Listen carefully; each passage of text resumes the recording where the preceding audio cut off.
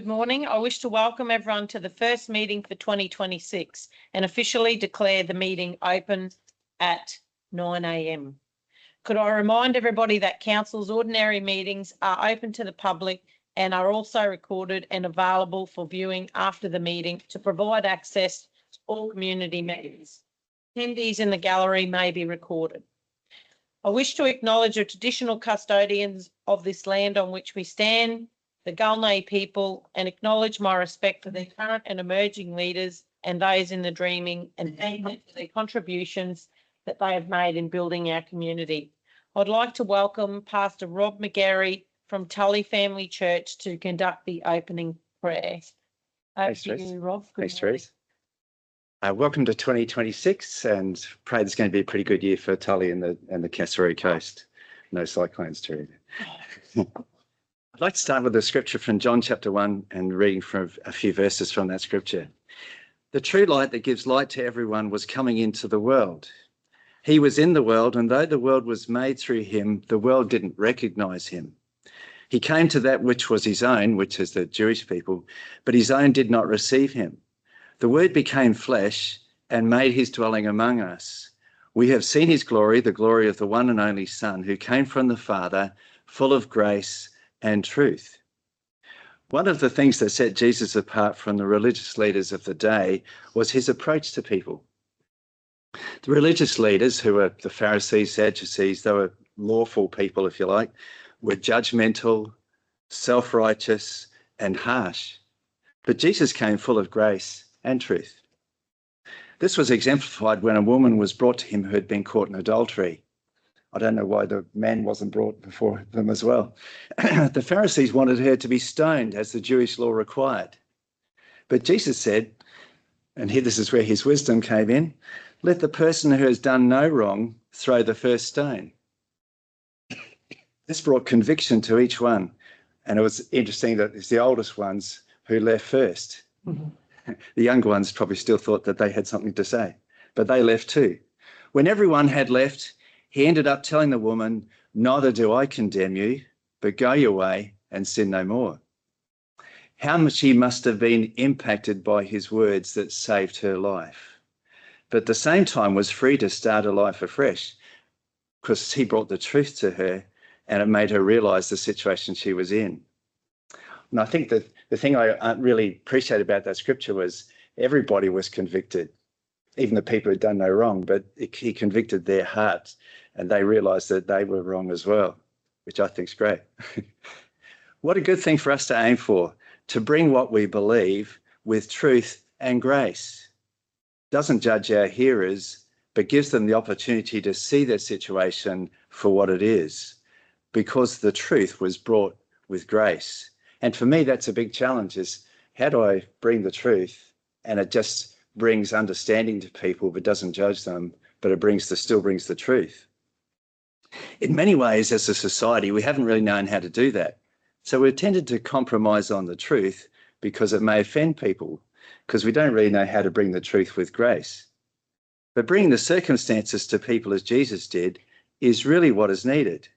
In everything, bringing grace and truth. Today, as we remember those who died at Bondi, let's recognise that so many in this world approach situations in most ungodly ways and with force and killing people when it's entirely opposite to, it's such an ungodly approach. If only we could speak the truth with grace, we'd better have open discussions and recognise what the truth is, but not be judging people. Jesus often brought so much wisdom, which people probably don't realise what he actually brought even today, because many times we don't understand or even hear what he's got to say. So as Australians, let's seek a culture that brings the truth graciously in every situation we're in, even in our meetings here, bring truth and grace and giving everyone a chance to speak and to hear what the truth is. May all our ways be gracious. Can we pray?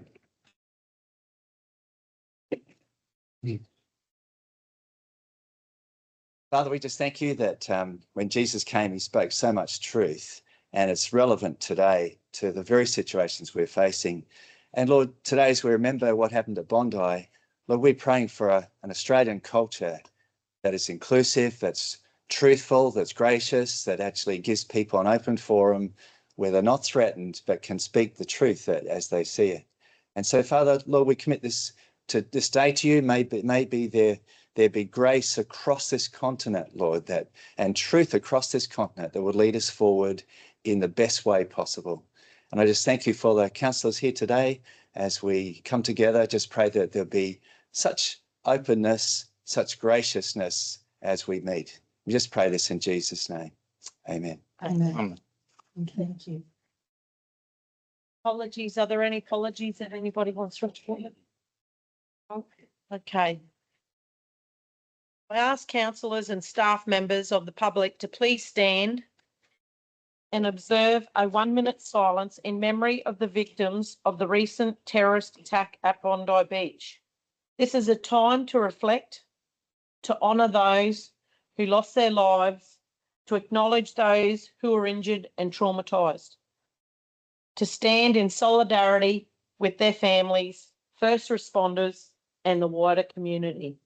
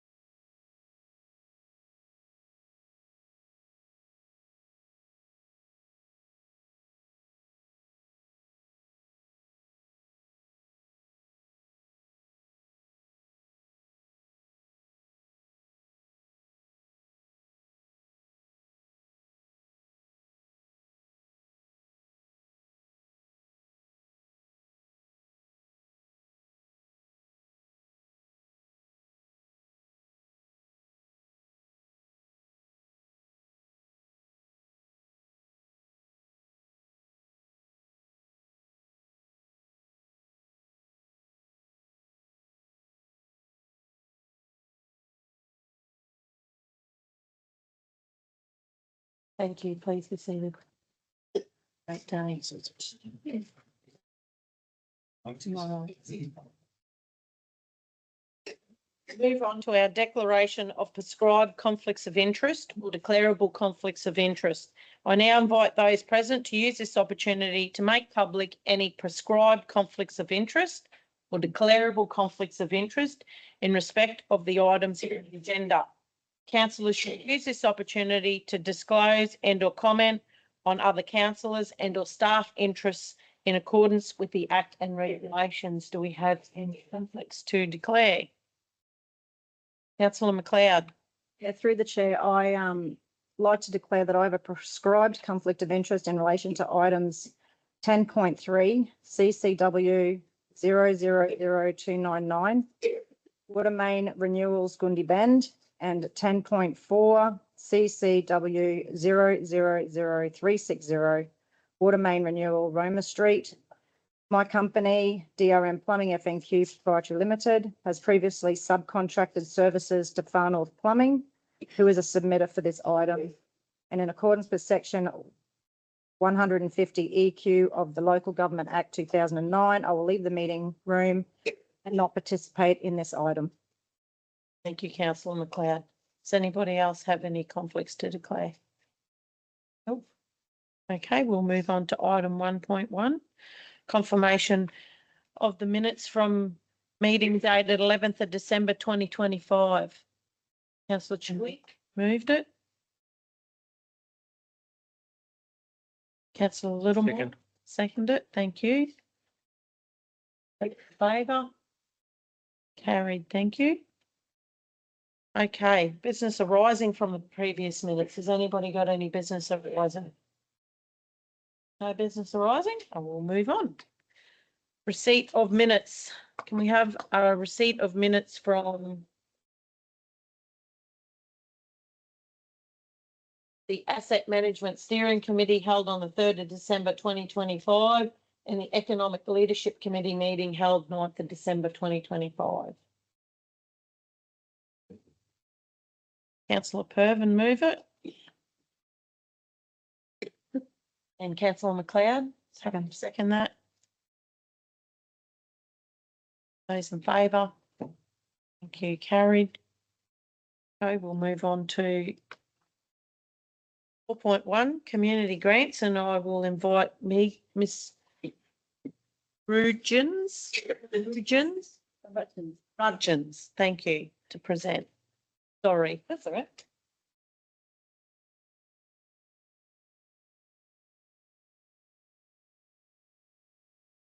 Morning, everyone. Morning. Good morning. I'm here to present the report on community grants and support, Anzac Day and Battle of the Coral Sea commemorations 2026.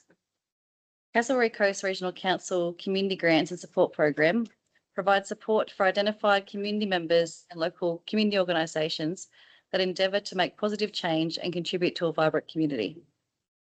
The Anzac Day and Battle of the Coral Sea commemorations program stream provides funding for eligible applicants to support commemorative activities for Anzac Day and the Battle of the Coral Sea within the Castlereagh Coast local government area.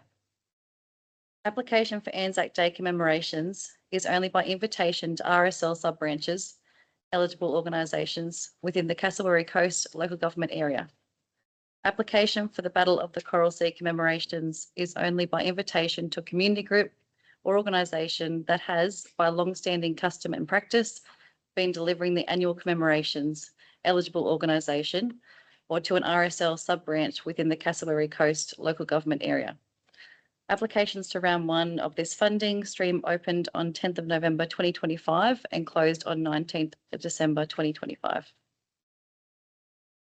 Direct communication engagement was undertaken with the eligible organisations, including Cardwell RSL, Tully RSL, Innisfail RSL, Elarish Community Sports and Recreational Association and Battle of the Coral Sea organisers, as auspiced by the Cardwell and District Historical Society under this program stream, and included emails, telephone calls and face-to-face support. Note that this fund was not broadly communicated due to the restricted nature of the eligible organisations as provided for in the program guidelines. I would like to present the following recommendation. The Council endorsed the following recommendations for round 1 of the 2025-2026 Community Grants and Support Program, Anzac Day and Battle of the Coral Sea Commemorations Program, and extend our appreciation and acknowledgement to those organisations and their volunteers for the ongoing commitment to our community as demonstrated through the delivery of these commemorations. So Stream A, Returned and Services League of Australia Queensland Branch, Cardwell Sub-Branch Anzac Day event for $2,000, Elarish Community Sports and Recreational Association Incorporated Elarish Anzac Day event for $2,000, Cardwell Battle of the Coral Sea event, auspiced by the Cardwell and District Historical Society, Incorporated Battle of the Sea commemorations event for $2,000, and included in Stream B, Returned and Services League of Australia Queensland Branch, Tully Sub-Branch Anzac Day event for $5,000, and Returned and Services League of Australia Queensland Branch, Innisfail Sub-Branch Anzac Day event for $5,000. Very good. Councillor Baines.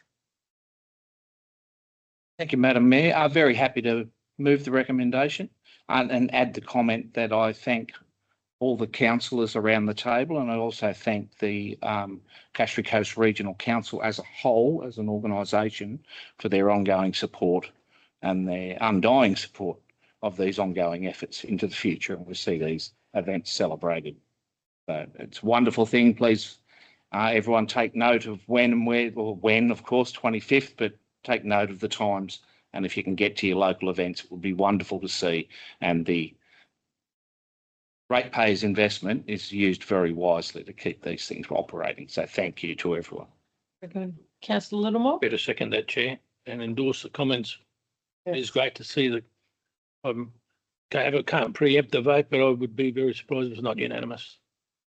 Oh, just, yeah, through the chair, just supporting councillor Baines and the people that work hard behind the scenes to make these events happen. I believe, for a while there, many few years ago, they slumped down, but the Elarish Dawn service is one of the biggest ones in our area, and it's an amazing. I think more people are getting involved, Yes. getting out there and actually paying their respects. to Showing their councillors. support, So yeah. it's good. It's wonderful to see. All righty. So we'll take a vote. All happy to, yep, thank you. Move on to, thank you very much. Thank you. Thank you. 5.1.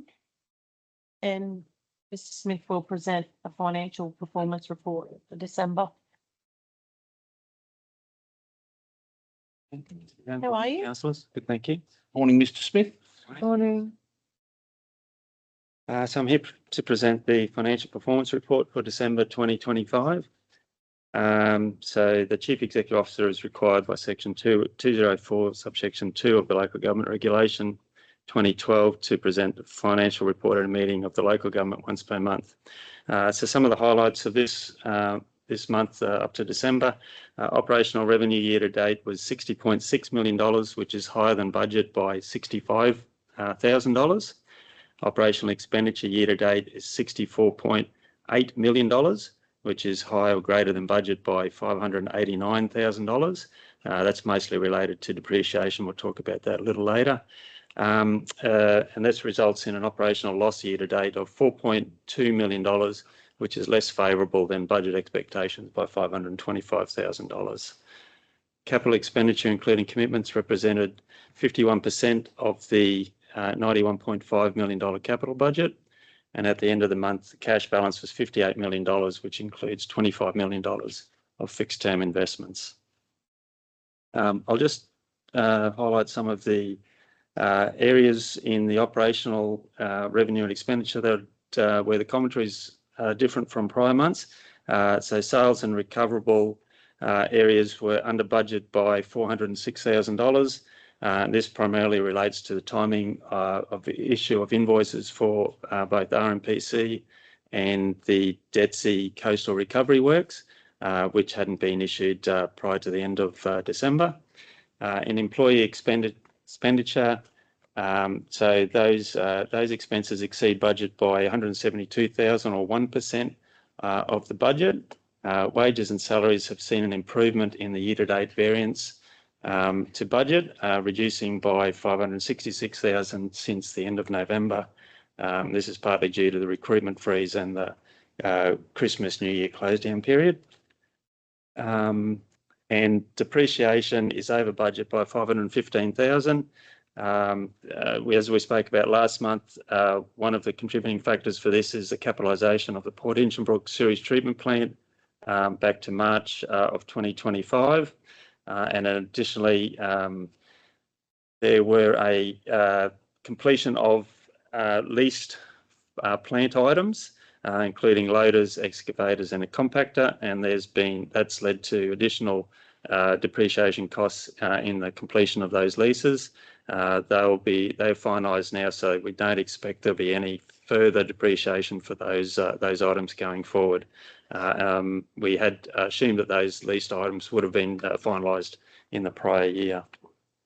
Capital grants revenue, a couple of variance items there for works for Queensland Roads Recovery, Mission Beach CBD, and Reaper Reaper works related to Tropical Cyclone Jasper. As I mentioned, the capital expenditure is $33.2 million of the $91.5 million capital budget's been spent. That's 36% of the total budget, with 50% of the year elapsed. When we include commitments, that increases to $46.5 million, or 51% of the total budget. And the recommendation is that Council receive and note the 2025-26 financial performance report for December 2025. Thank you. Any questions, guys? I do. I've got a couple of questions. Could you just further explain what the operational loss was due to? So that is a timing. So we had the total yearly budget deficit is $2.9 million for the year. So during the year we will have two main rates runs, and in those 2 months we will see an operational profit for those particular months at that particular point in time. As we spend those rates funds delivering services to the community, then we incur losses. But the 4.2 is just a timing at the moment. So we are still expecting that by the end of the financial year that we will have we'll be on budget with Yeah. $2.9 million deficit. Thanks, because some people just don't understand what that means. And the other thing was, I picked out in there that might need is Mission Beach CBD project is under budget, where it really isn't under budget. I believe it's just the timing of that also. Yeah, look, through the chair, the project reached practical completion at the end of last year, and practical completion really means that the project was fit for use to its intended purpose, but it doesn't mean that everything is finished. So particularly important, the contractor has a 12-month period of defects liability. The contract also has a period of 12 to 14 weeks of maintenance over the landscaping. But there are still some minor landscaping works there. There's some aluminium battens still to go in, some of the public art still being finalised. So there were some items still to be completed there that didn't impact the practical completion. So we'd anticipate to see a claim or an invoice from the contractor in January, and again, probably a smaller claim in February. So we will absolutely have spent the federal government and the Queensland government's funding on this project. And just further to that we have recognised that there are some issues down there that will be sorted, and that will all be sorted under the insurance and the contract with the contractor. So I just want people to understand that there's still works going on there. It's not finished. Yeah. Not actually totally finished and hands are done and dusted. So just please be mindful of that. Through the chair, the high cost items there and some of the high risk items are obviously there's significant drainage infrastructure that runs under that precinct. That drainage infrastructure operated extremely well. Obviously, until the grass for some of that overland flow of water acts as a bit of a barrier and prevents erosion, but until that grass has really set, that turf has really set, there's always a risk with these projects that you do get some undermining. So yeah, we saw some with the declared flooding event we had late last year, early this year. Some undermining of some of the concrete protections at the front, but really pleasing to see the seawall has held up through king tides, through these flooding events. The drainage infrastructure has worked really well. So yeah, look, with any project, there'll be some minor cracks in some concrete footpathing. These are the defects liabilities that we monitor over that 12-month period, and if required, they're rectified prior to the end of that defects liability period. Sorry, Mr. Smith, that was a little bit away from your presentation. At all. It just wanted to let people know that things were being looked after. So we have a mover. Councillor Jessup. Councillor Littlemore. Going to second that motion. Yes, please. Okay, are there any further comments? No. Great work. Those in, Order the budget. those in favour? Carried, thank you. Thank you very much. And you're also presenting the next item, 5.2. So this report is fees and charges amendments. So the current schedule of fees and charges for 25-26 was adopted by council at its local government meeting on the 22nd of May 2025, with effect from the 1st of July 2025. Council officers have identified fees and charges to be added or amended to the 2025-26 schedule. And this report details those changes. So the Facilities and Leasing Department proposes to remove the unpowered and self-contained RV recreation vehicle site fees at the Carramine Beach Caravan Park and Campgrounds. And this proposal follows the closure of the overflow area within that park. The Planning and Development Department proposes to introduce an additional performance bond for the construction of dwelling houses that use shipping containers. This measure aims to ensure that all works are completed in accordance with the approved design, conditions of the building approval, and within the required timeframe. If the works are not completed as required, then this bond will be utilised to finalise the construction. I'll take the report as read and just go through the recommendation. The recommendation is that Council 1 approves the removal of unpowered site and self-contained RV fees to the adopted fees and charges schedule for the financial year 25-26 as outlined in the table below. 2, approves the addition of a new performance bond fee for dwelling house constructed out of shipping containers to the adopted fees and charges schedule for the financial year 25-26, as outlined in the table below. And 3, authorises the Chief Executive Officer or delegate to update and publish the amended fees and charges schedule effective from the 22nd of January 2026 in accordance with Section 97 of the Local Government Act 2009 and other relevant legislation. Councillor Choi? Yeah, just, I don't know, Mr. Smith can answer this, perhaps the CEO or Mr. Goodman. Just explain what that actually, the first recommendation that removes the approves the removal of the unpowered site and self-contained RVs fees. What does that actually mean to the running of that park? It is a very popular park, so. There will be, in that area, there will be no unpowered site, no availability for unpowered site or for self-contained RVs. So those with self-contained RVs can stay at the caravan park, but will have to pay the powered site Right. fee. So there's just one fee when you go there, you just pay one. Yep, so the remain- Regardless of whether you need it or not. Yes, so yes, that's exactly right. Yeah, so I have to pay the powered site fee either per day or per week. Okay, Yes, regardless. thank you. Just wanted clarification. Thank you. Councillor Pervin? Yes, thanks, Chair. Just in relation to the shipping containers, if they're a certified, modular home shipping containers, they're not affected by this, are they? No, it's more if you just got a shipping container off the back of a ship and you put in your backyard. Through the chair, it's individuals that have that development application to build a dwelling from shipping containers, and that isn't completed within the timeframe that the performance bond would be utilised to go in and make good those sites. So we have a number of sites across the region. This wouldn't be retrospectively applied, but we do have a number of sites where these dwellings commence and are never completed. A bit of a tidy up, really. Make sure things are compliant, I guess. Through the chair, rather than the impost being put on the ratepayer or the residents that live near that property having to put up with these incomplete, unattractive dwellings, there would be a performance bond there that would allow for council to take relevant action if required. Councillor Baines? Just probably a follow-up question on the timeframe around it. Are we, which probably isn't quite clear here, is it, we give them 12 months, we give them 24 months? Through the chair, there's typically 24 months for the process, but then there's always the process of working with these individuals. Planning Act stipulates timeframes if we were to go down that track around obviously providing suitable notice and enforcement if that was to happen. So this would be at the very end of that process. Thank you.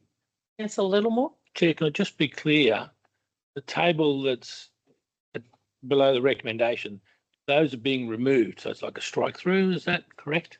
Through the chair, for the Carramine Beach fees, those ones are being the unpowered site fees and the self-contained RV fees are being removed. The performance bond is an addition to the schedule. Okay, I'm clear. Thank you. Any further questions? I'm going to move it. Councillor Choi? For a second. Chair. Thank you.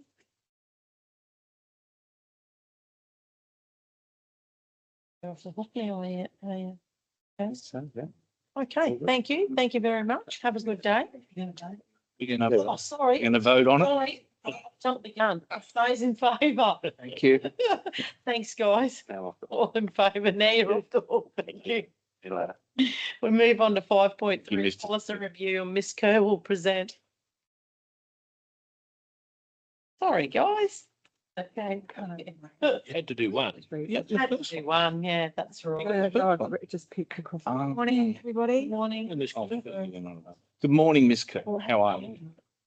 I must have missed you. Yeah. Thank you. Today I have 4 policies to present for review and adoption. So I'll just quickly run through briefly. The acceptable request policy establishes the guidelines which are required by Section 170 of the Local Government Act and are designed to ensure that councillors have appropriate access to advice and information to carry out their responsibilities under the Act. The advisory committee policy is to provide a consistent framework for the establishment, conduct and management of advisory committees, again in accordance with the Local Government Act and regs. The Councillor Code of Conduct sets out the principles and standards of behaviour expected of councillors and mayors when carrying out their roles, responsibilities and obligations as elected representatives for their communities. Councillors are aware that the Code of Conduct approved by the Minister will undergo amendments during 2026 once the Local Government Empowering Councils and Other Legislation Amendment Bill 2025 is in force. And we'll be bringing that Code of Conduct and the acceptable request policies back later in the year. right. And lastly, the revised procurement policy aligns with recent amendments to the legislation titled the Local Government Regulation 2012 made on 20th of December through the Local Government Legislation Empowering Councils Amendment Regulation 2025. The Regulation 2025 increases the monetary threshold for medium-sized contractual arrangements from $15,000 up to $21,000 and large-sized contractual arrangements from $200,000 to $280,000. Sorry, so I just want to make clear that that's not, we didn't change that it was legislated by government, right?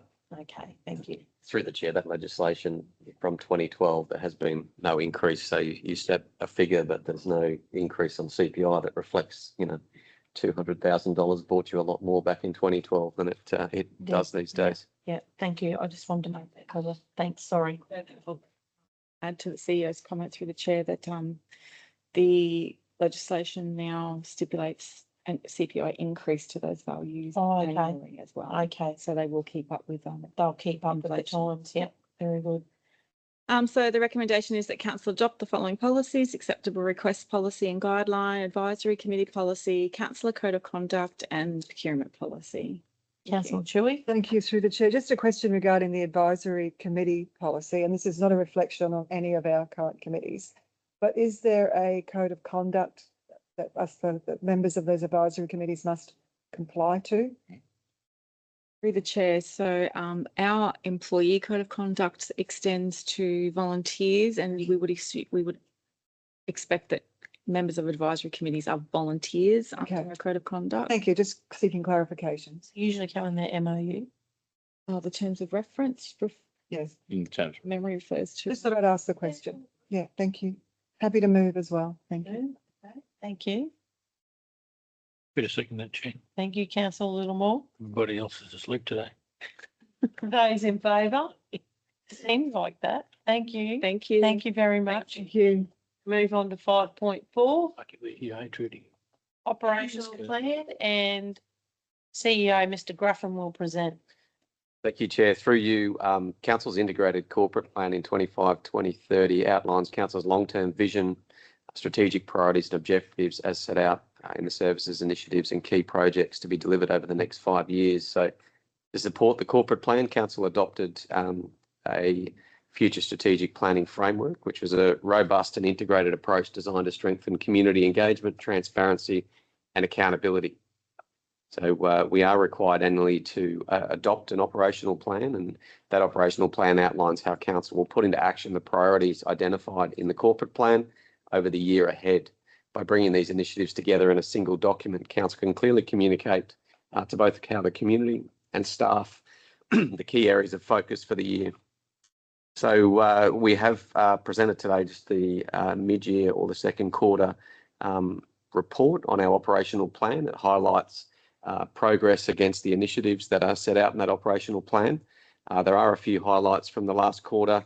Obviously, the improvements in delivering primary health services both in Mission Beach and Cardwell have been reported back to Council in December. Some really great outcomes there. That funding that Council has secured has got those facilities up and running with North Queensland Primary Health Network. The hard work now becomes making those self-sufficient, and if that funding reduces, that those facilities will continue to be delivered. Council also adopted a youth action plan. This is a plan that outlines and demonstrates Council's commitment to valuing and incorporating the unique perspective of young people across the region. We also provide a report highlighting the success of the Cassowary Coast University Centre. This was one of the first initiatives to come out of Council's Youth Advisory Committee. and again demonstrates investment and leadership of council, supporting the region's long-standing need for accessible tertiary education and the measurable benefits with students there, with over 96 students now attending that facility. Council also adopted the Cassowary Coast Regional Council Advocacy Plan, which clearly highlights the regional priorities that Council will be advocating for. It's not an exhaustive list, but certainly provides the priorities of our region and those that will continue at all levels of government to advocate for on our community's behalf. Under our sustainable environment, the feral pig aerial culling program was completed. This was done with involvement from a range of industry, government and stakeholders, and resulted in over 168 feral pigs being culled. Under a thriving economy, design has been complete for the Northern Gateway to Innisfail CBD. That project's obviously not currently funded, but is now shovel ready should funding and council deem that project a priority. The Mission Beach Town Centre Revitalisation Project reached practical completion in December 2025, led to a great community Christmas party that was held down there, and people now taking advantage of the new amenity within that precinct.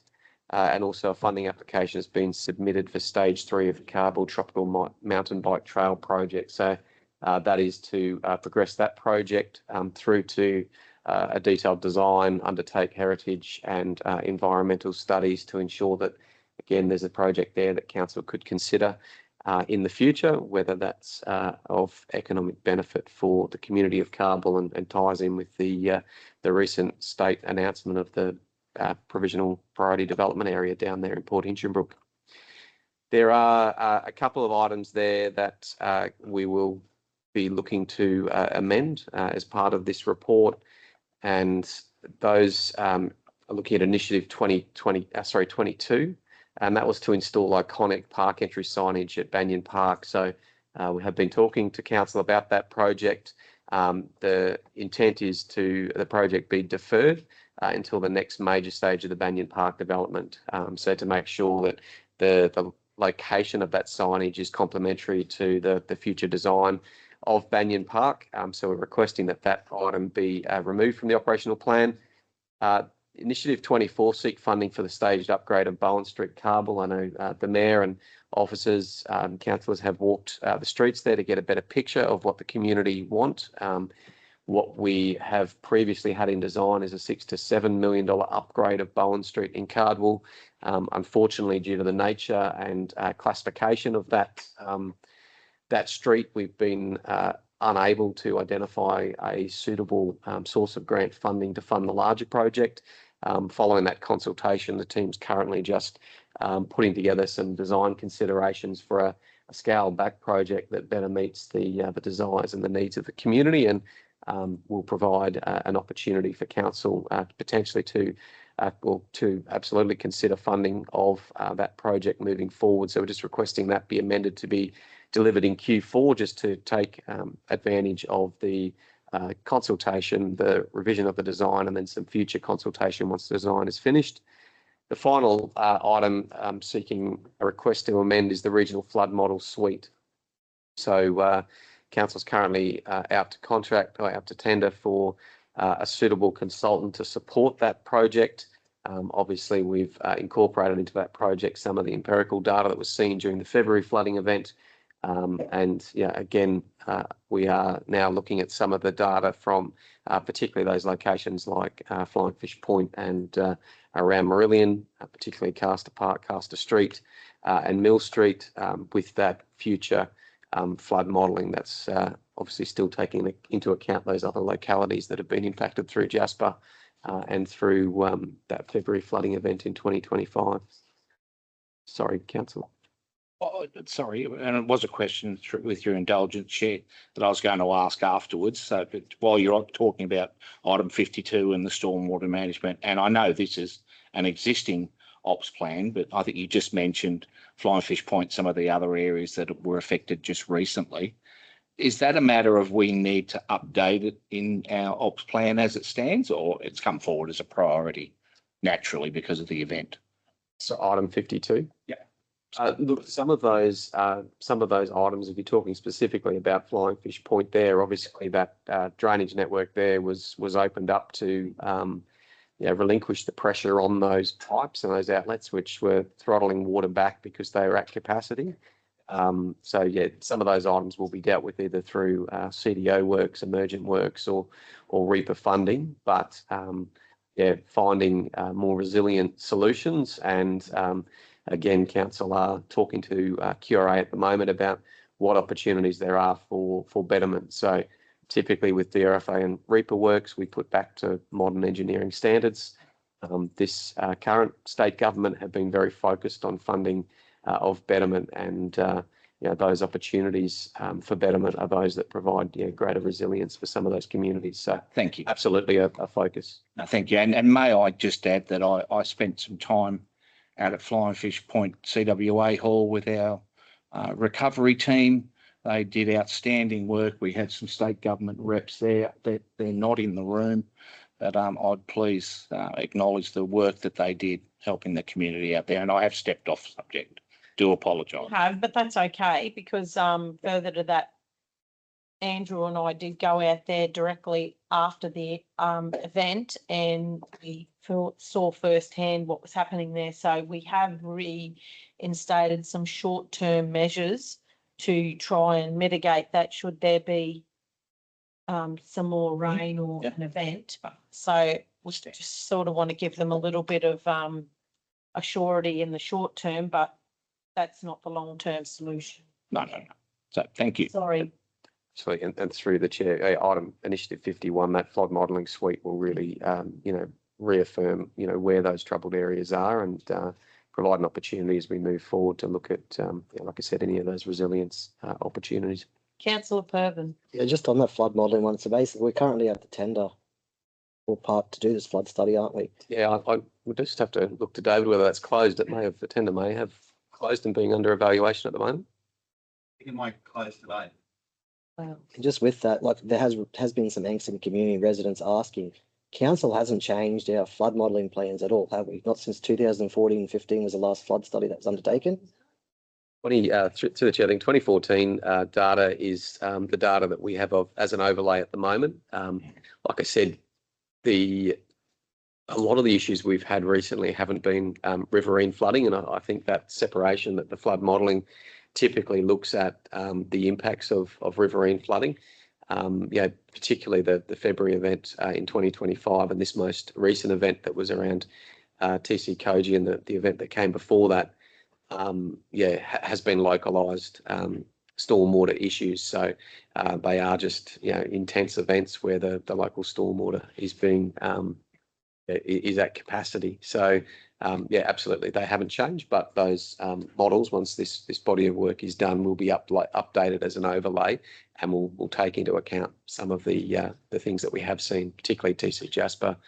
We did see the Johnson in particular breaking its banks. So how or who do we need to speak to make sure that insurance companies are differentiating between riverine flooding and stormwater flooding? Because we've had a couple of inquiries lately from people saying that their insurance companies are doubling their insurance due to our flood modelling, which they've had insurance with the same company for 10 years, and all of a sudden now the insurance company saying, oh, your insurance is double because the flood mapping's changed. Well, the flood mapping hasn't changed; it's still the same. So where do we go with that? Look, I think through the chair, it depends on which company individuals are insured by. I know we doing the walk around through Marillion. There was individuals in Marillion that said, look, our premium has gone down and the modelling hasn't changed. The events haven't. There was other people, 100 metres away whose premium had gone up significantly. Where there is an ability to shop around, we would be encouraging people to absolutely shop around, but also aware there are some localities, and I think Castor Street is one of those in Marillion, where there is no ability to shop around. And unfortunately, there's the impact of being with one company and not having any competition. Those companies where they want to get out of those locations, and ensuring those locations typically ratchet up those premiums to a point that they They're become unaffordable. uneconomical and Yeah. unaffordable, Okay, fair enough. which leaves some of our community members in a challenging situation where you feel exposed because you are in areas that are identified through our flood modelling as a high risk, and you don't have that insurance. But those that were in those areas, the state has funding which is available for those that aren't insured if their properties are damaged. There is also a great sort of conversation down with the Kindy and Marillion and the work that they've done where they've secured state funding. They've lifted power points and air conditioners and cabinetry up off the ground, and they've recently through their own funds purchased some gates for the doors. So yeah, there are things that that can be done on top of this to help protect property, but I think insurance, whilst it's something we've been advocating for around the cyclone insurance pool, we know that cyclone insurance pool at the moment, and whilst we're pushing out the time frame, the last few events that we've had typically haven't been impacted by a tropical cyclone, normally a monsoonal low or some sort of trough that's come before or after a cyclone. Yeah, I've been trying to get that changed to cover all disasters, and I do believe that Councillor McLeod's been doing a bit of work around having those flood gates included in that Flood resilience scheme. Flood Yeah, that's what I was just going to say. Yeah, I did reach out to Mr. Canute's office to advocate the minister to have those flood barriers added to this. So, the flood resilience scheme, because preventing the water getting into your home first is probably more of a priority than lifting.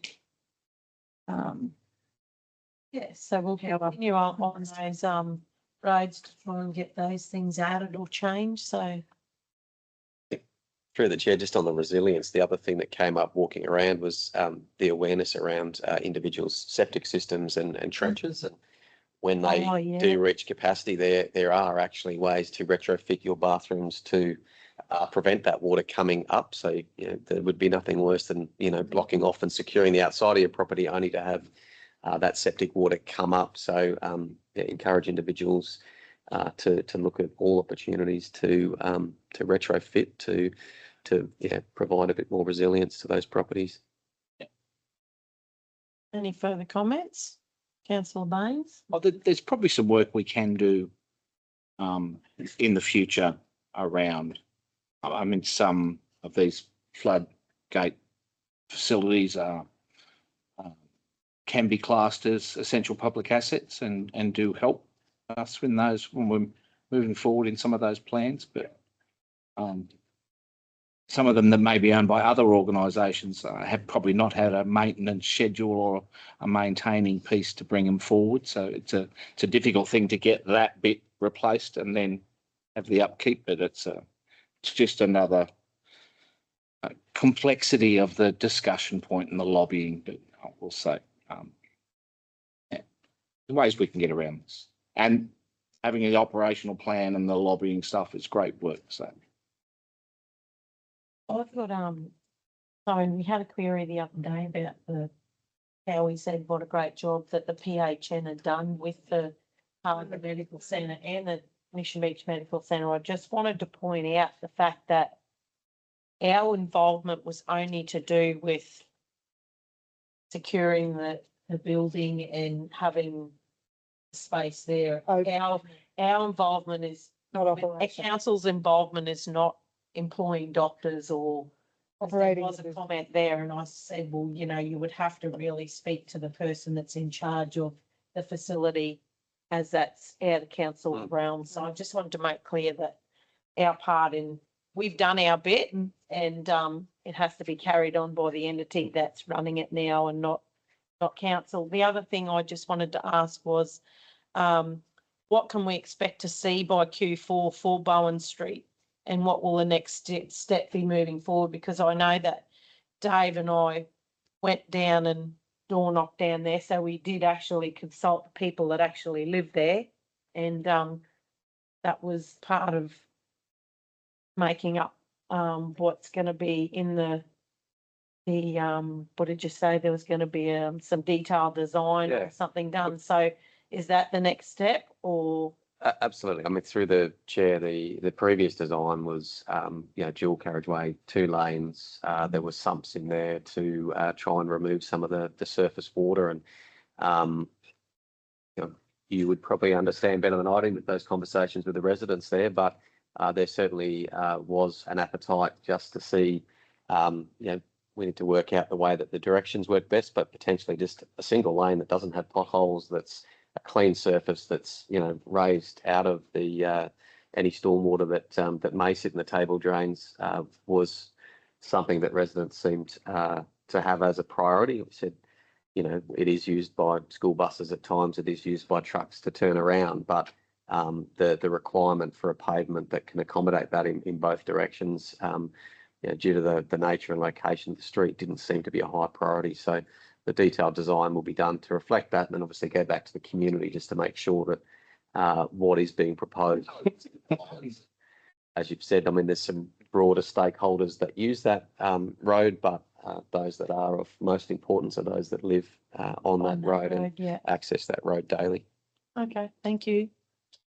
Any further questions or Be happy to move you're the happy to move? recommendation, Chair. Councillor Littlemore? Is that you, councillor Jessup? Thank you. Yeah, just before we vote, could I Yeah, sure. comment, please? You mentioned before about the Cardinal medical practice. I did some research because that's my vision. And one of the things that I discovered was there've been quite a number of appointments with the GPs, the 2 different types of challenges. One is people that make appointments and don't show. And the numbers that I was told about, really quite astounding. And the other one that's equally challenging, because people are saying we can't get appointments, is the number of actual unfilled appointments. So appointments that were available, but nobody rang up to book an appointment. And some of the feedback is that if it's not convenient, then people don't make the appointment. Yet they'll say, we can't get an appointment. They can't reorganise their diary to fit in a medical appointment. Well, perhaps they don't need a medical appointment. Well, maybe. Point taken. So there are always other sides to a story. Yes, Yes, yes. well done. Through the chair, we need to remember that these are businesses really, and for them to stand up on their own 2 feet and stay within our communities, they need to be profitable, and this appointment certainly doesn't help the profitability of some of these facilities. Well, Chair, just to add to that, my wife made an appointment with an alternative business, not a medical practice, and an email came through saying, please pay a deposit. And I said to my wife, what's this all about? And she goes, this is quite normal. This is what, they've had plenty of no shows. Yeah. You don't come, you don't get your deposit back. Yeah, I sure. said, well, okay, maybe, there's, That's the way they need to go. And Yeah. that's through the chair. I've seen that as well, because it simply was that new policy was started with this business simply because, and we're talking, $100 an appointment. People would book out an hour, which would be $100, and they just wouldn't come. And then potentially nobody else is coming as well. So They're losing out. they're losing out, and they run the risk then of turning you away at 2 minutes to 11 because my 11 o'clock is coming. 5 past, they don't come, and they've lost you as well. Yeah. So I understand completely, having a business myself based on appointments. Yep. The need that business has had to do that. I know for sure. My doctor said you have to pay a deposit to ensure this appointment. I have no hesitation because I want to see him. Well, yeah, that's right. Mm. If it's important, yeah, correct. Thank you for that. Did we vote on? No, we didn't. No, Didn't. Those in favour? Thank you. I knew what you wanted. Just waiting for you to call it. yeah. Okay, we'll move on to the next item and Mr. Graffam will present. The chairs might be one of the more controversial items of the day. We've got a request for a leave of absence for Councillor Alan Jessup. It's for the period Monday, 14 September 2026 to Monday, 5th October 2026 inclusive. And there's a recommendation there that that request for leave of absence be approved. Councillor McLeod, I'll move the motion. thank you. Happy to second that, Chair. Thank you. Those in favour? I vote. Thank you. Have a nice time. 2 hands up. There's a postcard. Okay, we're moving on to 6.1 Illuminate CBD project, and Miss Hilton will present. Good morning. Good morning. How are you? Thank you. Morning, Miss Hilton. Good morning. How are you? Good morning all. Today I'm presenting the Illuminate CBD project, which is delivered under the Queensland Government's 2024 to 2027 Works for Queensland program. The project aims to improve safety, amenity and nighttime activation in the Innisfail and Tully's centres through feature and uplighting installations.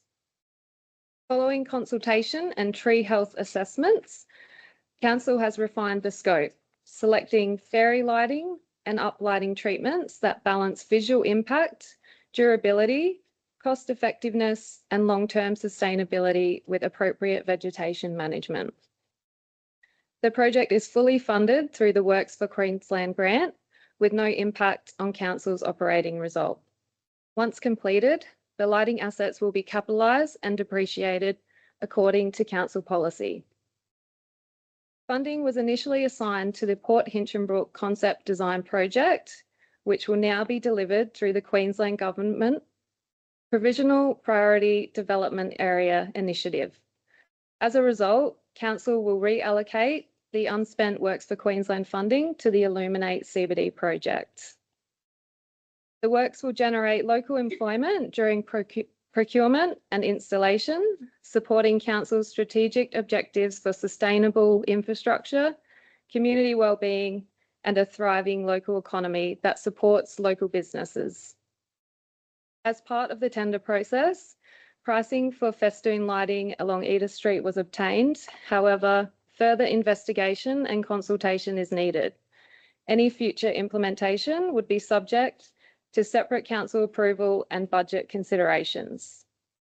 The Illuminate CBD project delivers meaningful improvements to the livability, safety and economic vibrancy of our town centres while remaining entirely grant funded and operationally sustainable.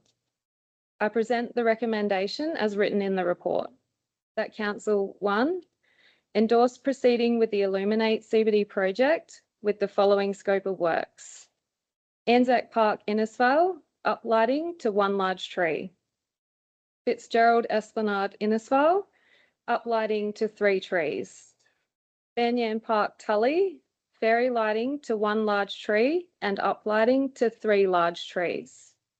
2, approve a reallocation of funding within the 2024 to 2027 Works for Queensland program from the Port Hinchinbrook Concept Design Project to the Illuminate CBD project. And 3, request the Chief Executive Officer to develop festoon lighting options for Edith Street Innisfail. Happy to take any questions. Councillor McLeod. Through the chair, not a question, but congratulations to yourself and the team. This has been a project that we've been pushing for well over 3 years now, and it is so glad to see that it is finally, lights are finally going to hit these trees. I just want to commend yourself. It hasn't been an easy process, but also to the team and also to the stakeholder reference committee that started all this back quite a while ago. So I'd like to move this recommendation, please. Thank you. As that, I would also like to thank you for your persistence in this large conversation that we've been having around this, because it was vital that we get it right, because you only want to do these things once. So yeah, thanks a lot. And I just also want to point out that whilst we have taken from the Port Hinchinbrook concept design, that in the PPDA, that the government has decided that as part of that agreement, or still working on that agreement, that the lighting at Port Hinchinbrook will be included in the works to be done down there. So I just want to reiterate that that will be happening. Councillor James. Happy to second. Yep.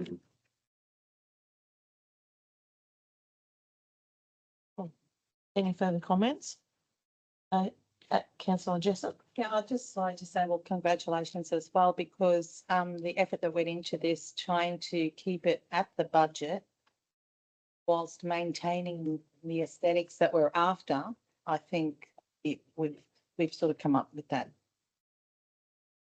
line. So I'm really happy that we're getting something down, and we've been saying we are, because a lot of times I've heard that people are telling me that they're going to lop all the trees down in Park, and no, they're not. We're going to light them up, you know.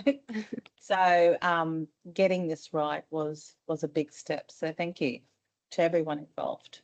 So I just want to say that it's not out of our budget, it's out of Works for Queensland. So this is not at ratepayers' expense. This is under a grant that was given a while back. Yeah. Thank you.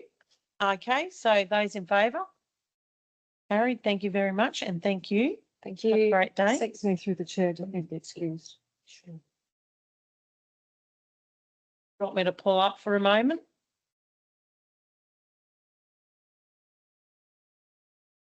Move to 7.1, Mr Horton, good morning. and Mr Horton will present. Good morning, Councillor. Morning, Mr. Council, CEO. Yeah, 7.1. MCU 2538, it's material change use for a multiple dwelling, 3 units on land described as lot 37 on SP 332667, and it's situated at 26 Jackie Street, South Mission Beach. You'll know it's on the corner of Jackie Street and Mariner Drive at South Mission, the property. So we're looking for 3 units. So what's going to happen at the current time? There's an existing lawful land use on it for contractor's yard, which we understand. So the original building at the front was an existing office building. So that's going to be retrofitted downstairs and expanded to a 2nd story. So in the plans, council, you can see that the office will remain at 128 squares. Downstairs, the new unit 1 will be 53.123 square metres, and the 2 units above are pretty similar. One's just over 94 squares and the other one's just over 93 squares, council there. So pretty, usual sort of sizes for a 2-bedroom, 1-bedroom type unit there in tenancy. So with that, council, the application was impact accessible. We received 0 submissions there. We looked at different alternatives in the planning scheme, especially around car parking, covered areas, outdoor balconies and courtyard for those units to have private open space, because as we know, some of it might be for workers, but some might be rented as well. So you got that type of dual use type of arrangement. So you need your private open space. So, in the application, council, and the conditions, you can clearly see that in condition 2 and 3. That outlines that amended plans will be provided to us and reviewed and signed off on prior to the building works. Council. Mr Horton, was that off-street parking? Off-street parking, yeah, and so forth needs to be just updated on that plan and shown back to council. So it'll be hidden in behind, but we want some covered areas as well. Okay. As well as we need to ensure that the existing car parking that is part of that contractor's yard in the office originally all works together. So we'll see that. The other condition, council, is internally they'll need sub-meters off the main meter. So for their tenancy under the Plumbing Act, so that'll be carried out as well. Apart from that, council, it's pretty straightforward application for 3 units.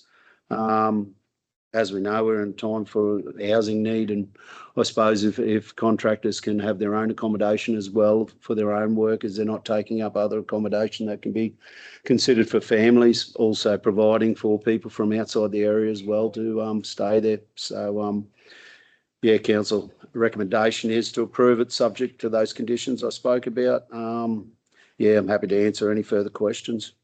Be happy to move that, Chair. Move that, Councillor Littlemore. Thank you very much. Councillor Pervin, second. Those in favour? Carried. Thank you very much. Thanks, council. Thank you very much. We move on to petition, and Mr. Lapham will present. See you then. Thank you. Through the chair, council's received a petition from Bronwyn Hesse regarding the Cranky Kransky sausage van. The petition that was received contained 601 signatures. I just need to make note that whilst the petition received was non-conforming only in the sense that the Cranky Kransky, that Bronwyn's name was not on the top of every page of the petition, and again, some of the petitioners hadn't put their postal code in the petition. We are recommending that the petition be received. The petition stated, "We, the undersigned, support the ongoing operation of the Cranky Kransky sausage van at the Visitor Centre in Mission Beach."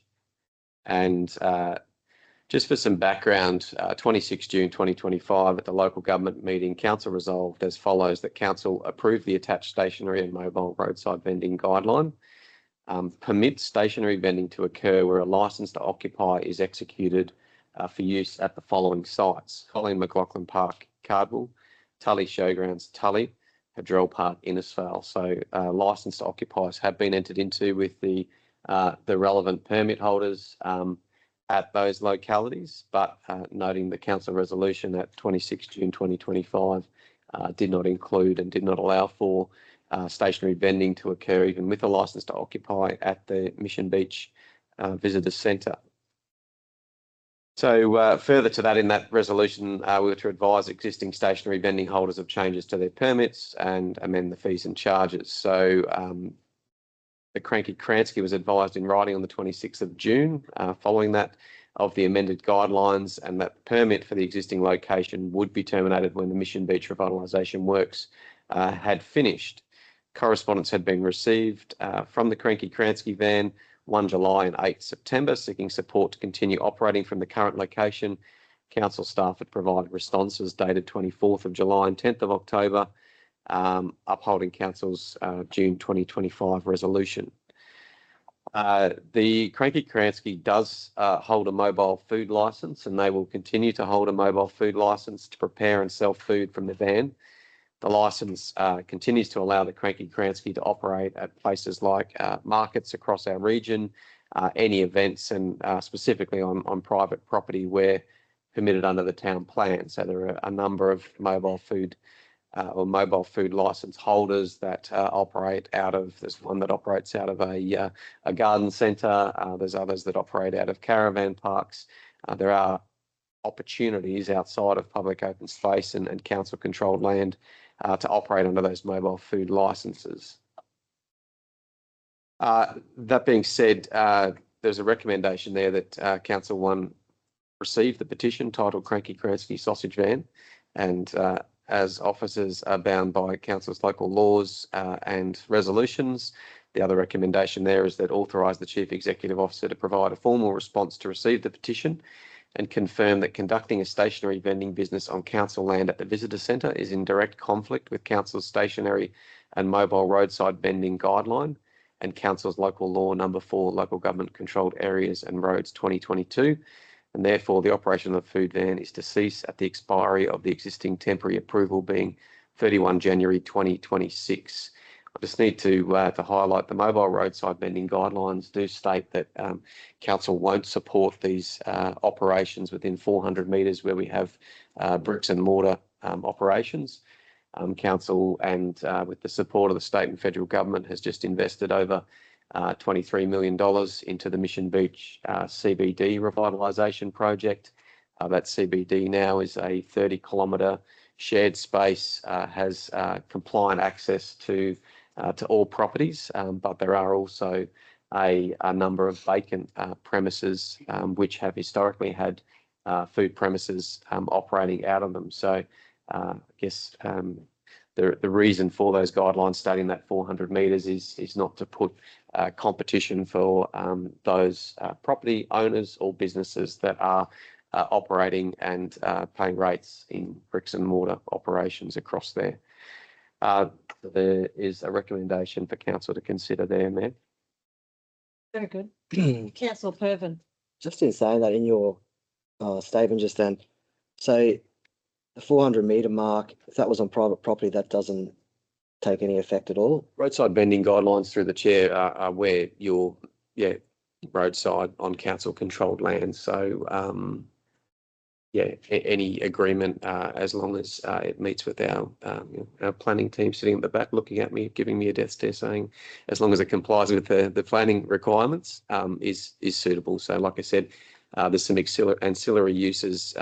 Glows in Mission Beach is an example where having a garden centre can have that ancillary use. So there has been what would typically be termed a mobile trader that has been operating there for some time successfully, but they need to be identified locations. So the current site, it's not leased out or anything to CCT. It's just is it a check sort of deal, or how does that? There's currently no, and officers are working with both C4 and Cassowary Coast Tourism to put leases in place. Whether those leases will incorporate the car parks, typically for for C4 and for Cassowary Coast Tourism, those car parks would likely remain outside of the leased area. They would pick the area that's commercial, and for that commercial use for that leased area, and council would continue to maintain the car park.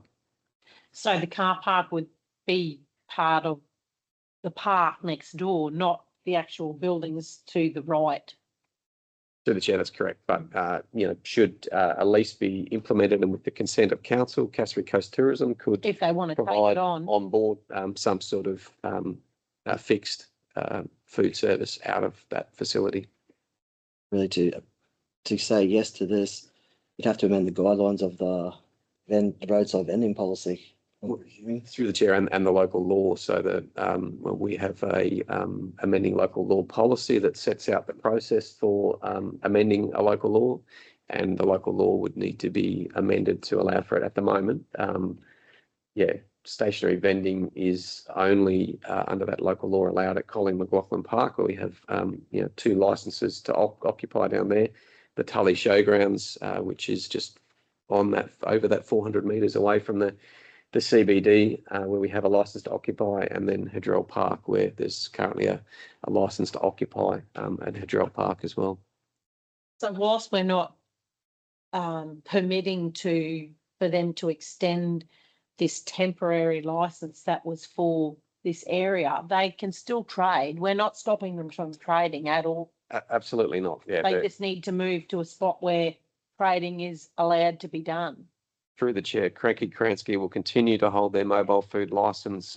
As stated, they could operate at the Mission Beach markets on a first, third and fourth Sunday. They could operate on private property. Some sort of agreement with Caravan Park would be very suitable and have that ancillary use, or undertake the ability to attend events on private property as well and cater for events. It's primarily that our local law doesn't provide for that sort of activity within council-controlled land. But I do believe that this was only a temporary thing from the beginning, and then, Through the chair, tragically, the previous business burnt down.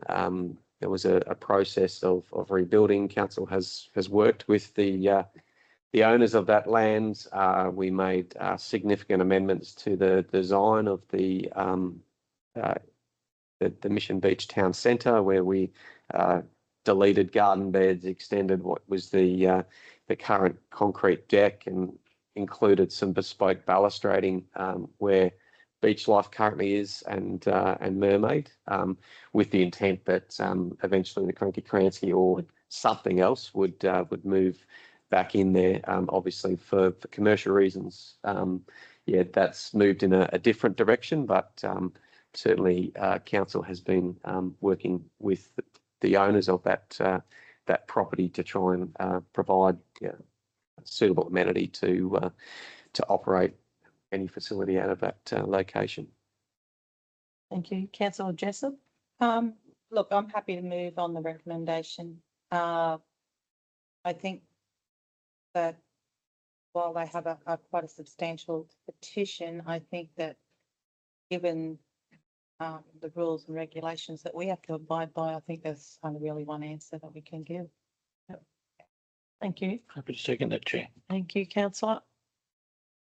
Those in favour? So we've got councillor Baines in favour, councillor McLeod in favour, Councillor Pervin in favour, Councillor Jessup in favour, Councillor Littlemore in favour, and Councillor Chewy against.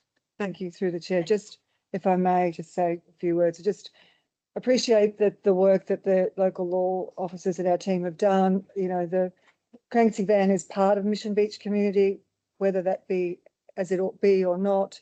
The petition was in fact signed by business operators themselves. Just like to throw that into the conversation. So hopefully there will be a positive outcome that fits everybody, but I just need to support.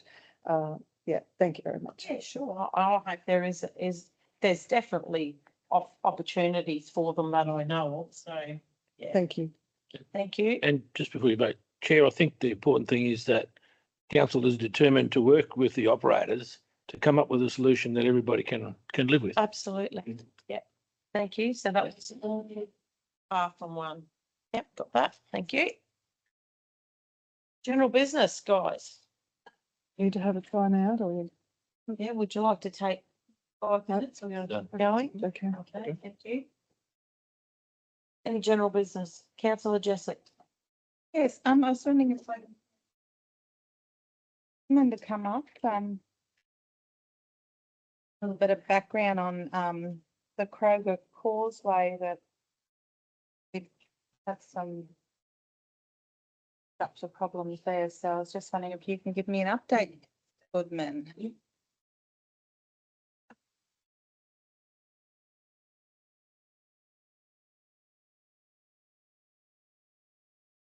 Through the chair, Councillor Jessup, yeah, happy to give you an update on Kroger Road Causeway. It's been some significant damage, particularly on the northern end of that causeway.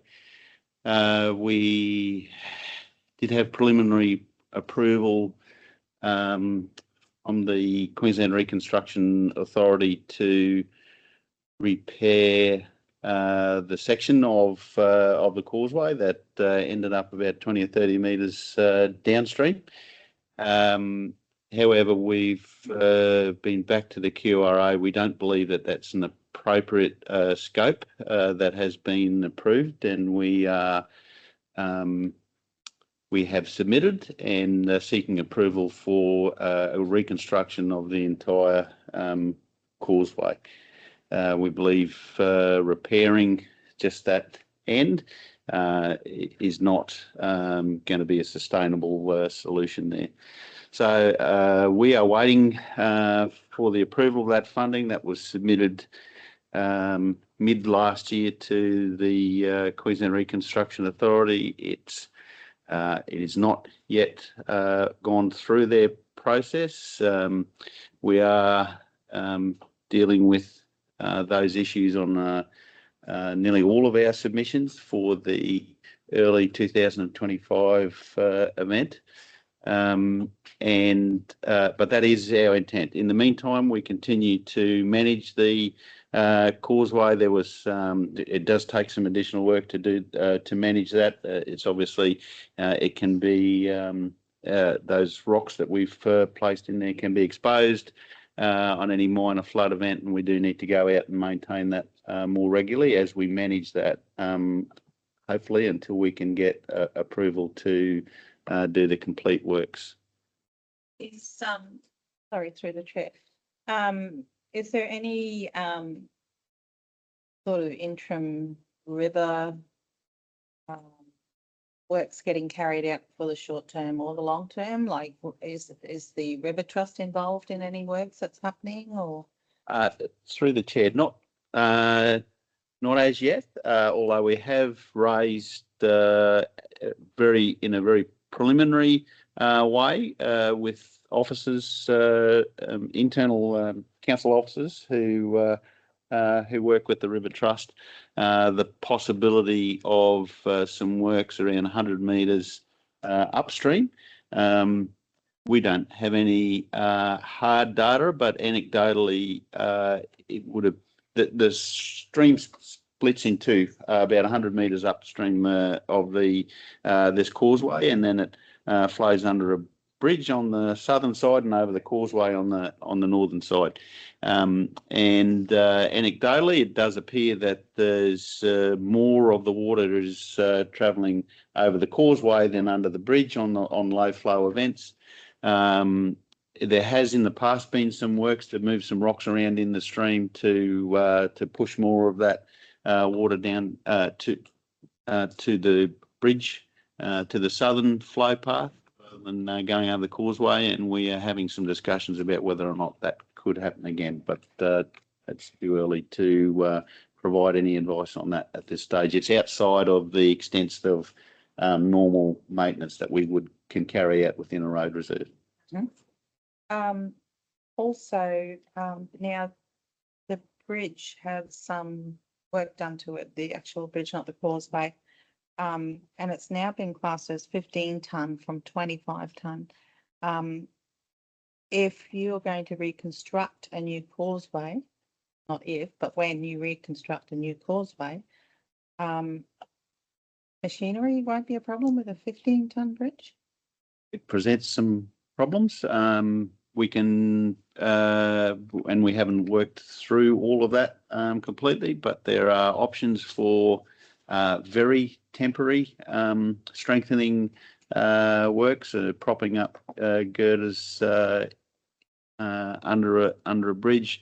There's options that we work through with overload permits sometimes. If you know exactly what the loads that are going over, and you manage those loads specifically to get the tyre loads directly over a girder, you can sometimes have approved use of structure which is above the signed load limit. Or you can create a temporary access track and go around the bridge. So there's a number of options that we'll work through once we go to construction. Almost certainly we'll go to tender on that works, and we'll be asking the tenderers to develop a methodology which demonstrates how they're going to do that, noting that there's a 15 tonne bridge there in the immediate vicinity. And when these works would start would be obviously not in the wet season. Just on the bridge again for a moment, what exactly was the reason it was reduced to a 15 tonne? Do you have that information? Yeah, through the chair, I can provide that. So there was we have not been able to determine exactly what the process was for assigning the 25 tonne load limit that was originally on that bridge. There was a project a number of years ago now to replace the hardwood timber deck. That was replaced with a blue laminated plywood deck. It's a much better performing timber deck. Similar to a lot of projects that we've done across the region. The RPQs, the Registered Professional Engineers of Queensland, noted when they were providing us advice on that deck, the replacement of the timber, that the steel girders which provide the supports would not carry 25 tonne. And we asked them to carry out the calculations for us at that stage of what would be a limit that could be certified there. And that's where the advice came back that it was 15 tonne. It is actually similar. I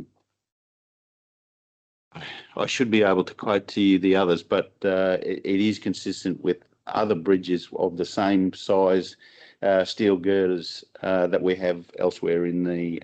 So it's not. It did not come as a surprise to us once it was pointed out by the consulting engineers.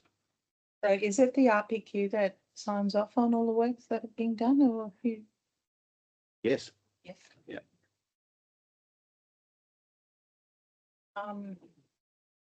Trying to think if there was anything else I needed to ask about that. I suppose we just have to in short, we just have to wait for the funding to come through. And will the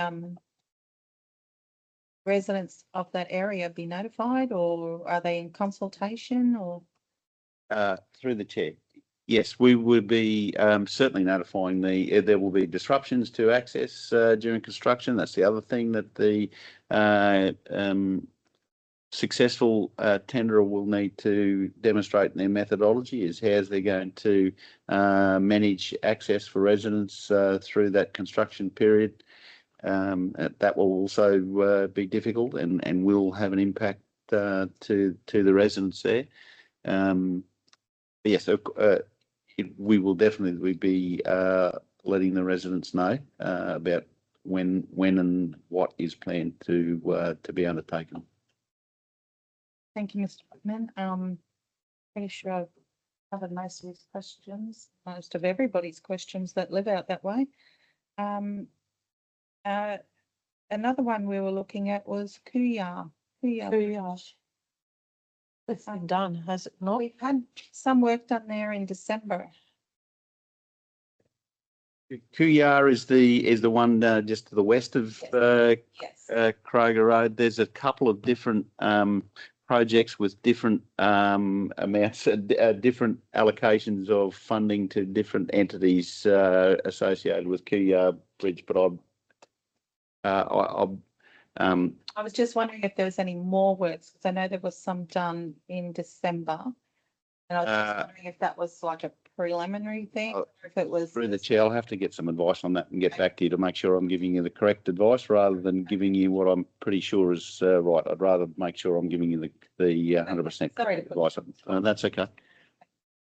And so unfortunately, that QRA funding from back after the Jasper event has taken a terrible long time. Hasn't it? And they have since changed the way they do things, but that doesn't help the fact that they haven't changed the way that they've done those particular ones. Unfortunately. Through the chair, apologies, but if I can just clarify, it's Yep. actually not the Jasper event. It's the subsequent event, the January. Oh, the 2020. January, yeah. Yeah. So yeah, the QRA did actually turn around our approvals really quickly for the Jasper event, but in comparison, we are waiting much longer in this event. And look, they have their own issues. They've got a workload. There's a lot of events they're managing right across the state, but it is impacting on our ability to deliver for the community here. Thank you. Thank you. Any further, councillor Pervin? Thanks, Chair. Mr. Goodman, while you're there, quick question. Alexandra Drive was recently quite badly damaged. Can you give us an update? And I know it's very early, but moving forward, what's the next steps? Through the chair, yes. Thanks for the question, Councillor Pervin. Yeah, the team have been working quickly to try to re-establish traffic and pedestrian movements through Alexander Drive. We have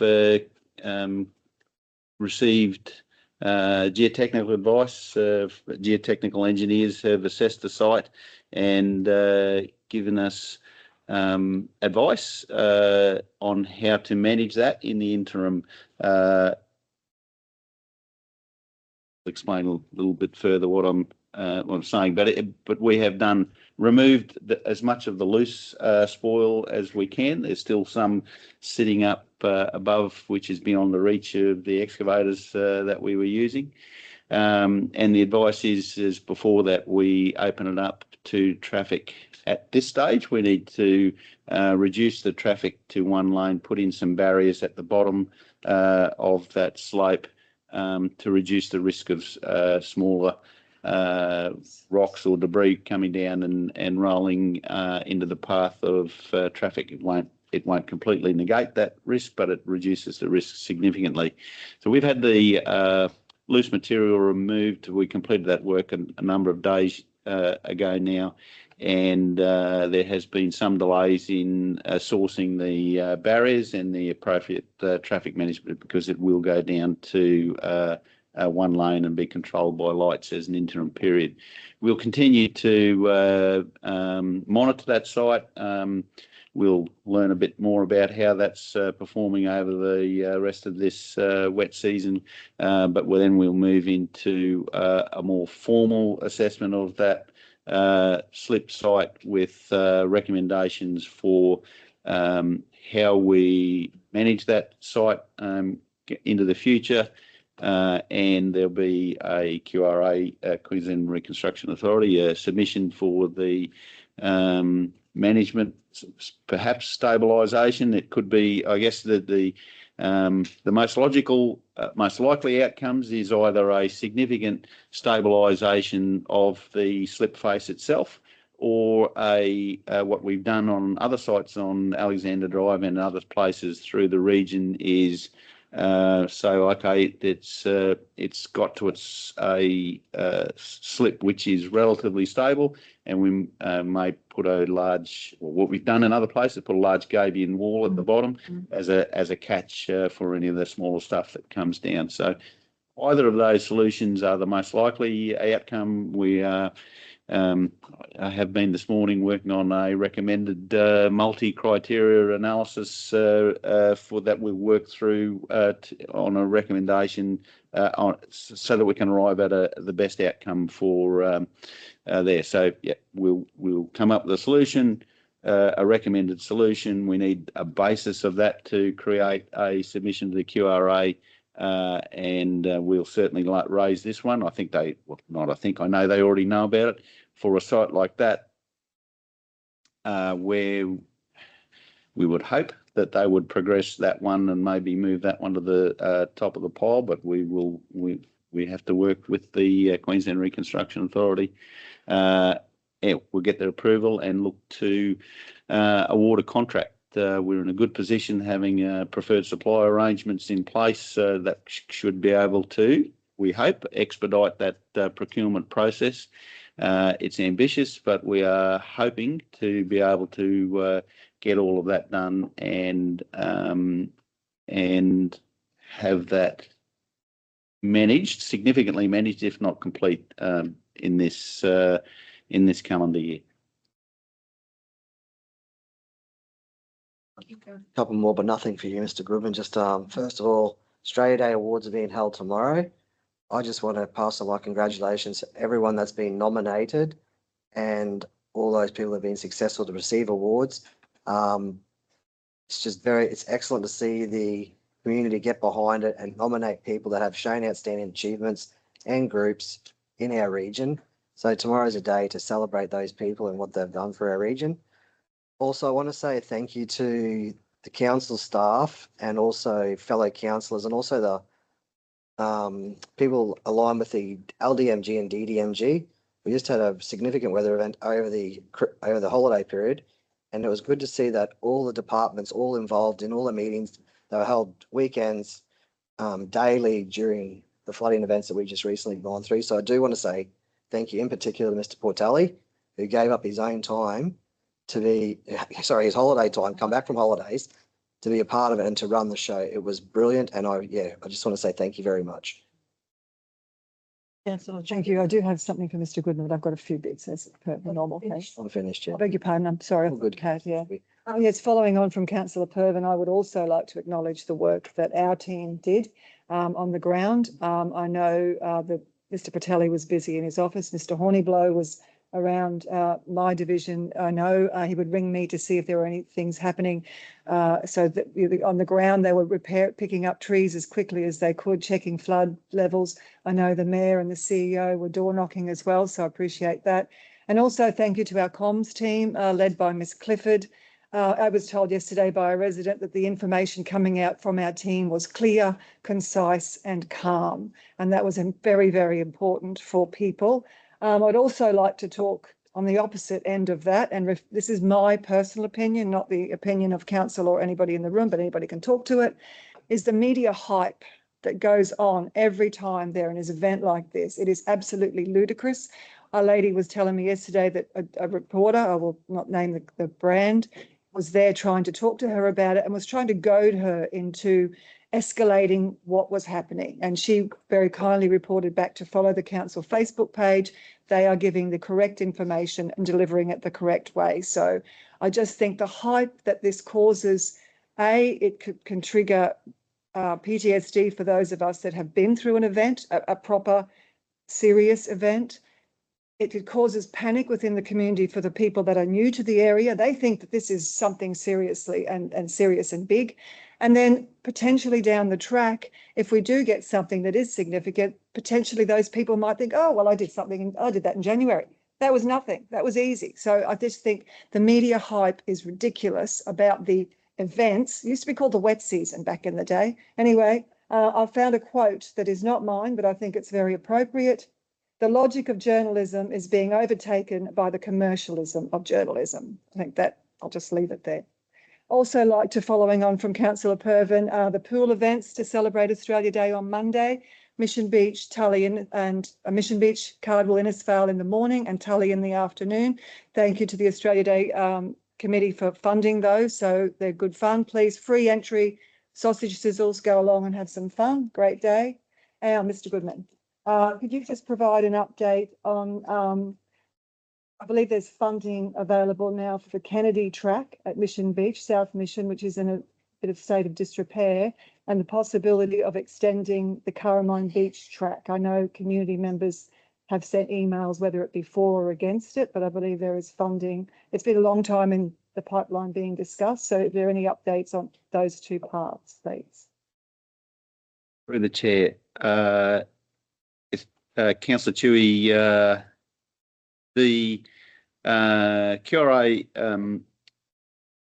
well, I guess through this federal government initiative as well, through the recreation and community assets round of funding that was associated with the last January's event. There has been approval for funding for existing paths, not for new ones, at both the Kennedy and at Carramine. The scope that's approved by the QRA at Kennedy walking track is repair of the boardwalk, the natural surface and at the lookout, and the funding approved there is $135,000. And at Carramine, the approved works is to restore the Deco path. That's there, and there's $60,000 approved funding there, but there is not approved funding for any new paths. Oh, I beg your pardon. Okay. Okay, so do we have a timeline on when those works? I understand the Natural Environment team have gone out and done a procurement process, and they will award of those contracts is imminent. Okay, thank you, because the Kennedy track is quite unsafe. Yeah, so I believe it's been closed. Yeah, well, through the chair, that's why we've been successful in getting this funding. Okay, thank you. That's all I have. Thank you. Further to your comments, Councillor Chewy, on the exaggeration, I would call it, of media services, there has been lots of conversations with ministers and around how that should pan out in the future, because I do believe that it does cause a lot of angst within the community. It's also very detrimental to our economic. Exactly. At our tourism sites. We've seen it across, and it's not just the Cassowary Coast, as I spoke to some of the, I spoke to Patrick Blewett yesterday about it, and he said that it was actually for the whole of North Queensland at the moment, and it possibly extends further, but it's on their radar, and they're not only that and the bomb, the gauges seem to be quite a topical thing at the moment. So yeah, we'll try and keep that flying at the moment until they can sort of maybe change their ways or some sort of accountability, because they're just trying to get sell their scaremongering. It's what it is, And we don't really need that. And I do commend our team, because I do think they did a wonderful job over the last event. Yes. And we did keep people calm, and we gave them as much information as we possibly could to help them out. And yeah, that's great. I also want to congratulate all of the nominees for the Australia Day Awards, and hope they come with their families tomorrow afternoon to celebrate And there are many Australia Day celebrations going on across the region. So get yourself there and celebrate our great nation at any one of those locations. There's plenty there I've seen and I've shared some. So yeah, get out there and enjoy it. Councillor Littlemore. Thank you, Chair. Just on those meteorological challenges that we recently faced, when you turn on the radio and they say it's time to shelter in place and you look outside Yes. and it's damn near calm, you really have to wonder who's kidding who. You know, we know that they get criticised if there are no warnings and it happens, but some of the stuff from the recent event, and just echo those sentiments, really misplaced, I believe. I know, but you do need to be prepared, because as we have learnt in other instances, sometimes we think it's just it's not much, and then we get a huge downpour and people's houses get flooded and without any warning. So I guess we don't want to be complacent, but at the same time, we don't want to be scaring the pants off everybody either. So yeah. Is there any more general business? That's really what it does. It breeds complacency and. Breeds complacency. Councillor Baines. Thank you, Chair. With your indulgence, February the 14th is coming up, probably in a lot of people's minds, sticking that it's Valentine's Day. And don't forget that it's Valentine's Day, but another important event occurs on the 14th of February, and that is the National Servicemen's Day. It is the day that the National Servicemen's Program was closed down, and they marched out of all of their bases around Australia. So if you've got a bit of time, I know there's an event happening at Anzac Park in Innisfail, right next to the King George Gate. There is the National Servicemen's Memorial. There will be details distributed about times and when that's going to be on. But take some thought about it. You know, we've had national service schemes running in this country since Federation, but two very strong ones around the Korean, Malayan and Vietnam conflicts. So take some time to be there. Out of the 501 or 512, it's debatable, Australian service personnel who did not come home from Vietnam, over 50% of them were national servicemen. So it's a really, really important day for people to think about. Don't forget the chocolates and the wine, but take some time to think about the national servicemen and the great works they did for this country. Thank you, Mayor. One little reminder also to those that might be watching, I have had lots of complaints about long grass. Just be mindful that the team is only small. They're trying to get there. They're doing their best to get all the grass mowed between the wet periods. And if you have an issue, please report it, because we don't always know what you know. So I encourage you to either snap, send and solve it, or contact our customer service if you've got an issue with something out there in the community. Thank you. We'll now move into. Sorry, one more I just thought of. Look, I've heard lately that a small little pub in the country town of Alarish, they're pushing for the Tones and I. Can I get the community to get on board, get behind this and support this, get this to their little community, for our whole Castlereagh Coast community? It would be unbelievable. So please, I just ask everybody to do their little bit and push for the support behind this.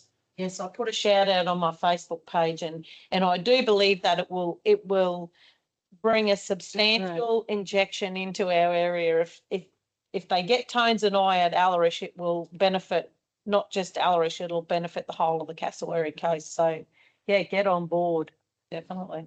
Okay, well, we'll move into our confidential session. So this meeting will now be closed to the public in accordance with Local Government Act sections 254J13. Legal advice obtained by the government, local government, or legal proceedings involving local government, including, for example, legal proceedings that may be taken by or against the local government, and G, negotiations relating to a commercial matter involving local government for which a public discussion would be likely to prejudice the interests of the local government. To consider the following reports: item 10.1, quarterly outstanding debtors; 10.2, contract COW 000172. Item 3, 10.3, contract CCW 000299. Item 10.4, contract CCW 000360. And item 10.5, request to remove unlawful shipping containers. Can I please have a mover? Thank you, councillor Chewy. Seconded by councillor Jessup. Those in favour? Carried. Thank you. Okay, so we'll now move out of the closed session. Can I have a mover and a seconder, Chris? Councillor. And councillor Pervin?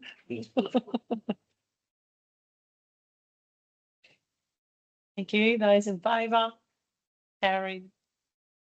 We move on to item 10.1.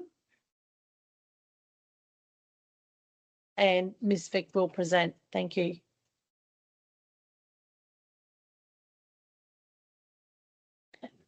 This report is quarterly outstanding debtors and rates and charges report. It's presented for council information regarding the status of our rates and charges and our sundry debtors up to the 31st of December 2025, or as otherwise stated within the report. The current outstanding rates to the 31st of December sits at 9.8%. The amount currently outstanding is 1,514 rate files totaling just over $9 million. We have 329 rate files sitting with Council's debt collection agency totaling just under 1.3 million. We have just over 400 payment arrangements totaling about $380,000. We have 102 sundry debtor files with debit balances totaling just under 1.2 million and 7 active sundry debtor files totaling 16,000. The recommendation is that this report be received and noted. Does anyone have any questions? Councillor. Thank you, through the chair. Thank you. I'm just curious, Ms Vick, this report refers to people that are behind in their rates. There are people potentially that are ahead in their rates that choose to be. Yes. So we have there's a file of statistics on those. So we've run the rates which issue on the 28th of this month. So prior to running the rates, there were just over 3,000 files that were in credit. Okay. Totaling around 4 million. After the rate run, we have around 860 rate files still in credit, totaling just under $1 million. Okay. So a lot of people get themselves ahead so that when the rates issue, they're ahead, they get the discount. Yes. Yeah, thank you. I just thought I would talk about the other end of the spectrum. Yeah. Happy to move the report. Happy to second that, Chair. Seconded by councillor Littlemore. Those in favour? All carried. Thank you very much. Have a good Thank day. you. Move on to 10.2 and Mr Goodman will present.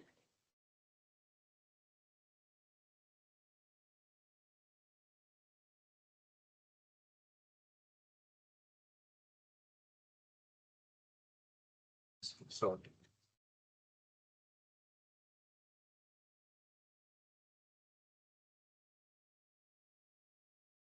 Brain fade. Apologies, Mayor. Councillors, this report recommends the establishment of a road reconstruction and remediation panel, preferred supplier arrangements. 30th September 2025, Council released a tender to establish a preferred supplier arrangement for road reconstruction and remediation, which allow council staff to engage suitable suppliers of road reconstruction and remediation.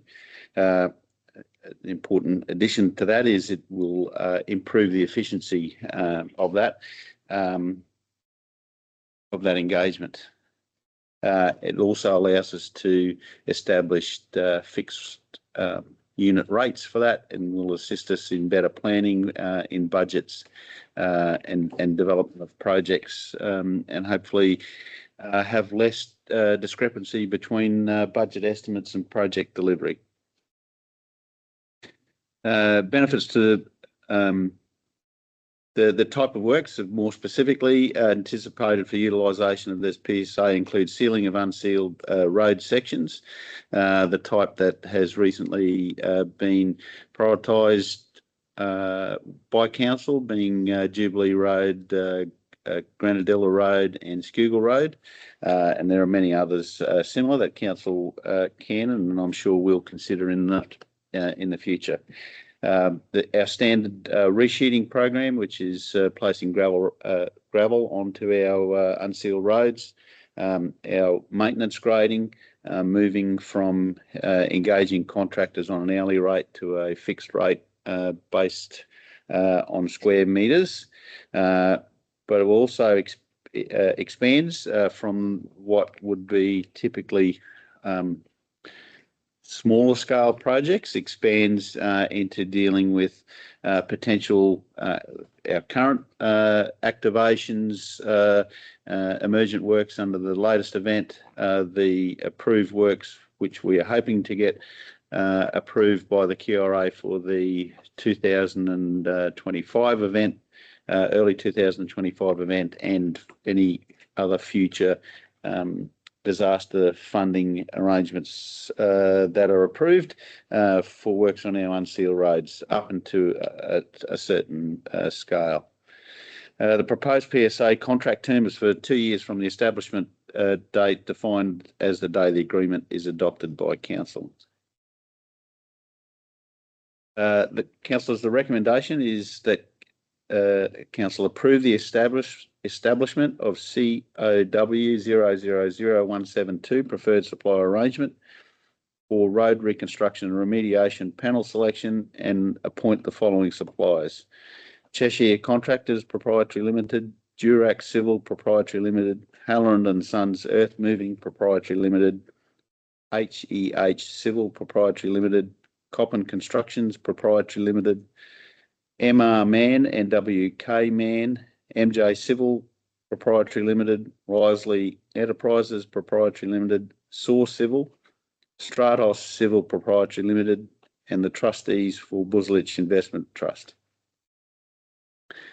Secondly, that in accordance with the Local Government Act 2009, delegate authority to the Chief Executive Officer to negotiate, finalise and execute any and all matters associated with or in relation to the contract, subject to council's procurement policies and practices.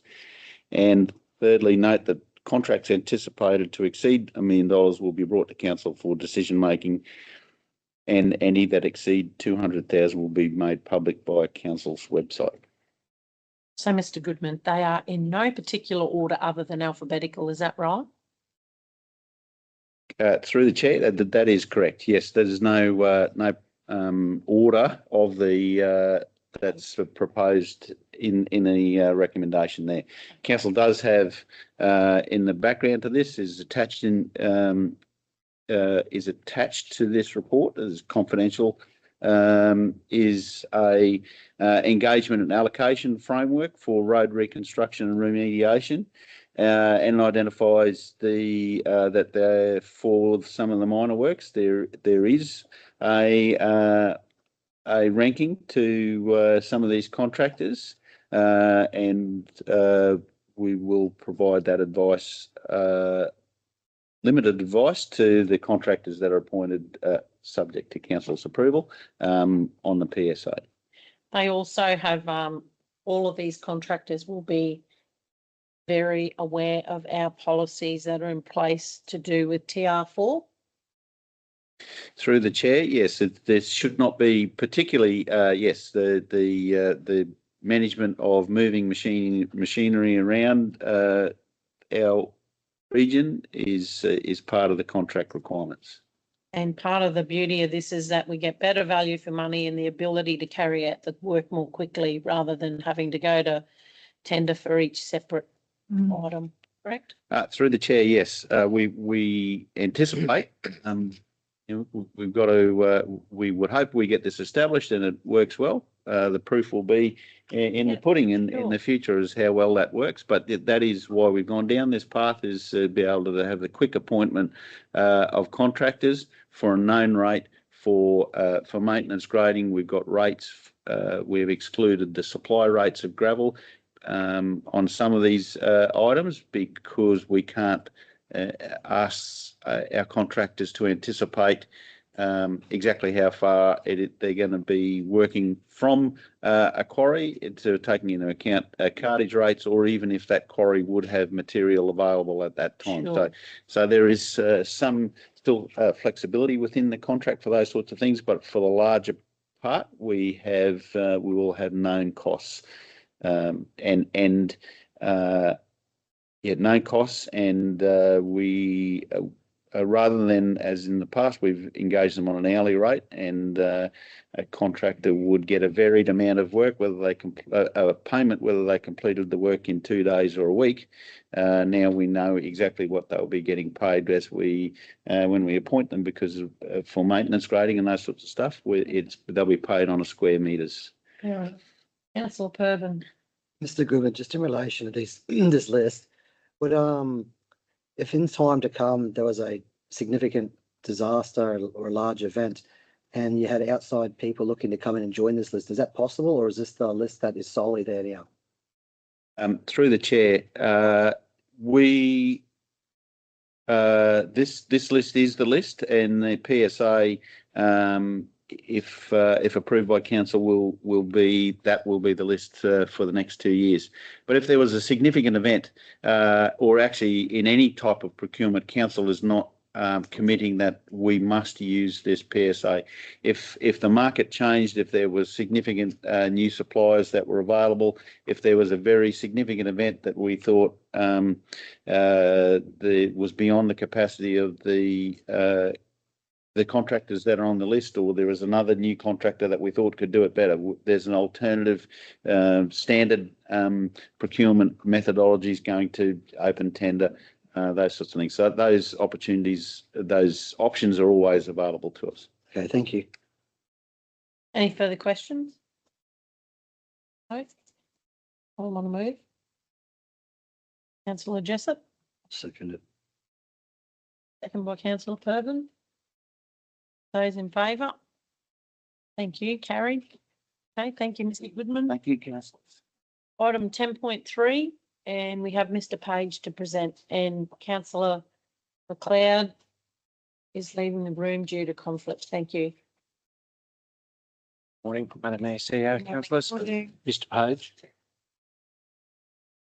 This morning, I have two reports. First one I'll go through now. So the purpose of this report is for council to consider submitted tenders and award contract CCW 000299 water main renewals Gundy Bend. This project will see the supply, delivery, installation and commissioning of approximately 2,453 metres of 150 millimetre diameter ductile iron concrete lined water mains, which includes valves, hydrants, connections and thrust restraints, and fittings in the following streets: Wattle, Ash, Oak, Bachelor, Maple, Blackwood, Beach and Cedar Streets in the Gundy Bend area of Innisfail. It is proposed to award this lump sum contract to JR Pipelines Proprietary Limited, who submitted the highest scoring tender submission following the assessment process. So the recommendation before you today is that Council 1 award contract number CCW 000299 water mains renewals Gundy Bend to JR Pipelines Proprietary Limited for $1,399,327.10 exclusive of GST. And 2, in accordance with the Local Government Act 2009, Council delegate authority to the Chief Executive Officer to enter into a contract, negotiate, finalise and execute any and all matters associated with or in relation to the contract subject to Council's existing procurement policies and practices. Any questions for the officer? Mover. Councillor Pervin. Councillor Littlemore to second. Those in favour? Carried, thank you. Okay. Yep. The second report for you for consideration is consider submitted tenders and award contract CCW 000360 water main renewals, Roma Street in Cardwell. So this project will see the supply, delivery, installation and commissioning of approximately 1,580 metres of 150 millimetre diameter ductile iron concrete line water mains, including valves, hydrants, connections, thrust restraints and fittings, Roma Street in Cardwell. It is proposed to award this lump sum contract to Z Enterprises Proprietary Limited, who submitted the highest scoring tender submission following the assessment process. So the recommendation for you today is that Council 1 award contract number CCW 000360 water mains renewal Roma Street to YZ Enterprises Proprietary Limited for the sum of $981,474 exclusive of GST. And 2, in accordance with the Local Government Act 2009, Council delegate authority to the Chief Executive Officer to enter into a contract, negotiate, finalise and execute any and all matters associated with or in relation to the contract subject to Council's existing procurement policies and practices.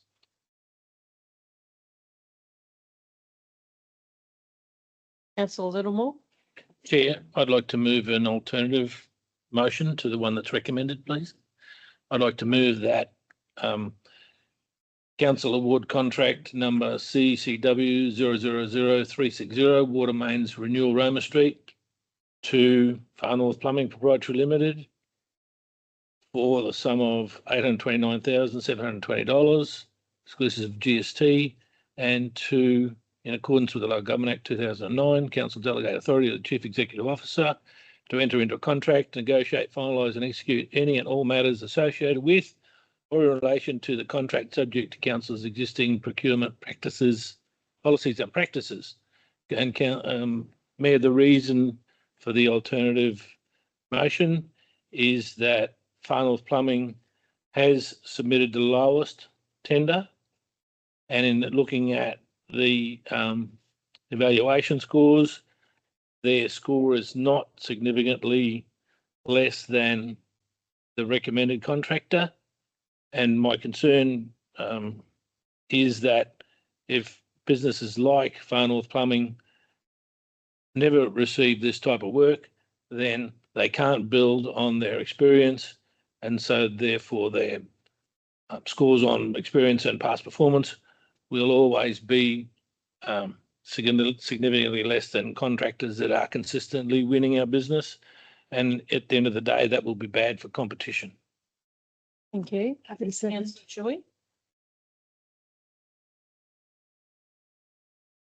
Can I speak to that too? You can speak to that, yeah. Yeah, Councillor Littlemore, I totally agree with you there. And looking at the scoring, it's very marginal, the difference. If you go on an A, B, C, D, you know, they're in a B area.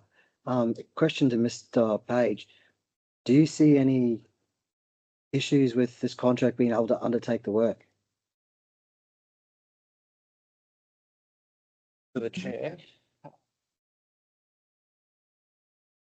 That's going in the evaluation reflected the panel's, I suppose, consideration of that question in relation to their ability to undertake the work. And that is why they were not or did not receive the high score. They received a scoring different to their recommended contractor. So to answer your question, like that, the panel who looked at that and scored appropriately. Through the chair, I know Mr. Page was away on enjoying some well-earned leave when this evaluation was going through, so I can probably add some additional detail, I guess. Yeah, through the submission, there were projects of a similar scope, maybe not as large a scale as this one that were presented through that submission. So what I have seen, I've not, it wasn't demonstrated in the submission that a project of this scale and size had been delivered, but certainly of a similar complexity and certainly of a scale that would indicate that there is certainly internal capacity to deliver this project. And in saying that, we'd have, like Councillor Moy said, it's within the budget and it's a cheaper tender. Would there be scope there for us to have a project manager to oversee this, to be able to put on, just to guide them? If there is some doubt in relation to being able to undertake the work, just to make sure that it's, we've got some savings there, obviously, just to keep an eye on the things and how things progress a bit more if there's a concern. I think, through the Chair, Council allocate a project manager or a supervisor for all contracts. They're there to administer the contract and make sure that that QA is in place. We've seen this in the civil area before, where we have previously awarded a contract to what might be deemed a more junior contractor and provided a little bit more guidance and support through that process. And that contract has now, or just recently, also been awarded a much larger civil contract. So it is always useful to make those considerations when building local capacity with local contractors. But I think that the variance there means that not only potentially that could be reallocated to future programs or some additional supervision. I fully support it, and I think it's just the capability for this Farmer Plumbing to be able to undertake and get a foot in the door there, to try and expand it themselves is a great opportunity. And I think if we don't give them that opportunity, we get to the point where we're going to have not considering in tenders to come in time to come, I guess. I fully support your amended motion, Councillor Littlemore. CEO, what would you say that the level of risk we have here? Look, with these considerations, typically the risk doesn't sit with council as much as it does sit with the contractor. Okay. So we enter into a contract with the contractor, and they're required to deliver the works as per the design specification that the team have put together. When you start to get to a value of something of this sort of value, again, the team have evaluated the available resources that a contractor has, and the contractor can obviously expand on their resources through the use of subcontractors. And from a political risk from that aspect, having a financial viability assessment of the head contractor for larger projects is something that council will do. And through the submissions, we do ask for some detail around the company's financials, because that would be the large risk that a company of this scale and size engages some subcontractors to do work, and due to the cash flow and the nature of the size of some of the claims for these projects that we have seen, not here and not recently, but in other areas, that head contractors have not been able to pay subcontractors in a timely manner, and that can put significant financial pressure on a smaller subcontractor that can be more of a family business. So look, contractually about what's delivered, they would have to, the risk would sit with them to provide what the team have specified and designed. And the financial viability is a process that we undertake through our typical tender process. We ask to see those sort of financial data to understand if they have got the financial capacity to cash flow these projects and work within the within our own payment terms. Very good. Councillor Jessup? I'm just wondering, I understand what you're saying about new people getting in. But the evaluation method that we're using for the tender evaluation criteria itself is what we use on every tender. Mhm. So should there be some sort of scope somewhere in that tender for new people to actually, the ones, relevant experience and past performance? If there is none, they're not going to score. So maybe there should be something in that criteria. Through the chair, we've considered, look, this is the evaluation criteria is in front of, is pretty much what we call the normal or the standard one. But in respect to your question, in some projects we have modified the evaluation criteria to try to encourage the smaller contractors out there within the region to participate by adjusting the weighting of, say, for example, relevant experience and past performance, so that it's a lower weighting because we understand that they may score low in that area just because they haven't had their experience with us, but it gives them the opportunity to tender and potentially be awarded that contract to in future enable them to get potentially a better scoring in that area.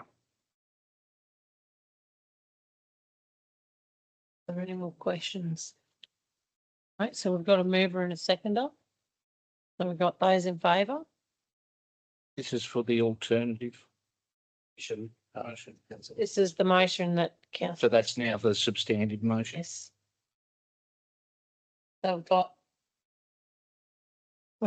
Myself. councillor Chewy, councillor Pervin, councillor Chewy, councillor Littlemore, councillor Millwood. And against is councillor Baines and councillor Jessup. So the motion's carried. Thank you. Thank you.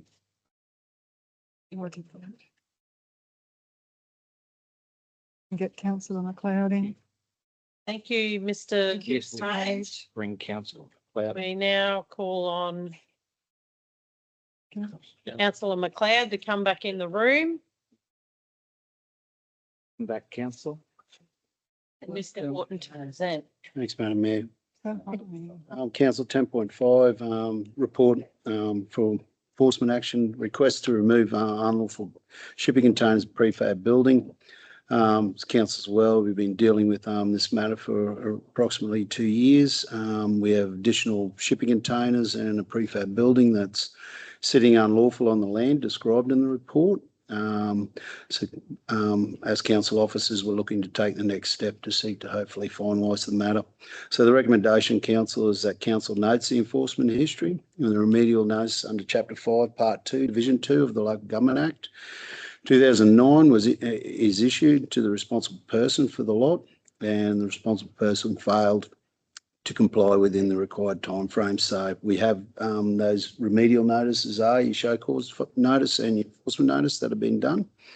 So it resolves to exercise its power under Chapter 5, Part 2, Division 2, including Section 142, to and after giving this reasonable entry notice, enter the property and carry out the actions required by those notices to ensure that those compliance matters are dealt with. And point 3 is recover proper and reasonable costs incurred in taking the action. As a debt under the section 142, in brackets 4, give the required notice of the debt, and if unpaid within 30 days, recover the debt as it was an overdue rate, so be charged against the Land Council. And authorises the Chief Executive Officer to implement the resolution, include issuing the reasonably entry notice and related correspondence to the owner, engaging contractors and appointing them as local government workers, and authorising employees in writing as needed to carry out the entry and works and sign the associated documents. Council, happy to answer any questions. Councillor Pervin. Thanks, Mr. Horton. I'll move this item. There's been a substantial amount of time, in particular for this issue, where we've councils actually approached them multiple times about doing something and moving forward. Is that correct? Through the chair, yes, councillor. Yes, we've had numerous meetings. As background outlines, is nearly 2 years worth of correspondence and negotiations that we've had with the owner of the land. Thank you. Second that, Chair. Second that, councillor Littlemore. Thank you. So is there any more questions? Those in favour? All in favour, thank you. Harry, thank you very much. Thanks, council. I think that brings us to a close. Made it. Well done. End of the meeting, so hope you all have a good weekend. Thank Made you. it in the morning. Happy Australia Day.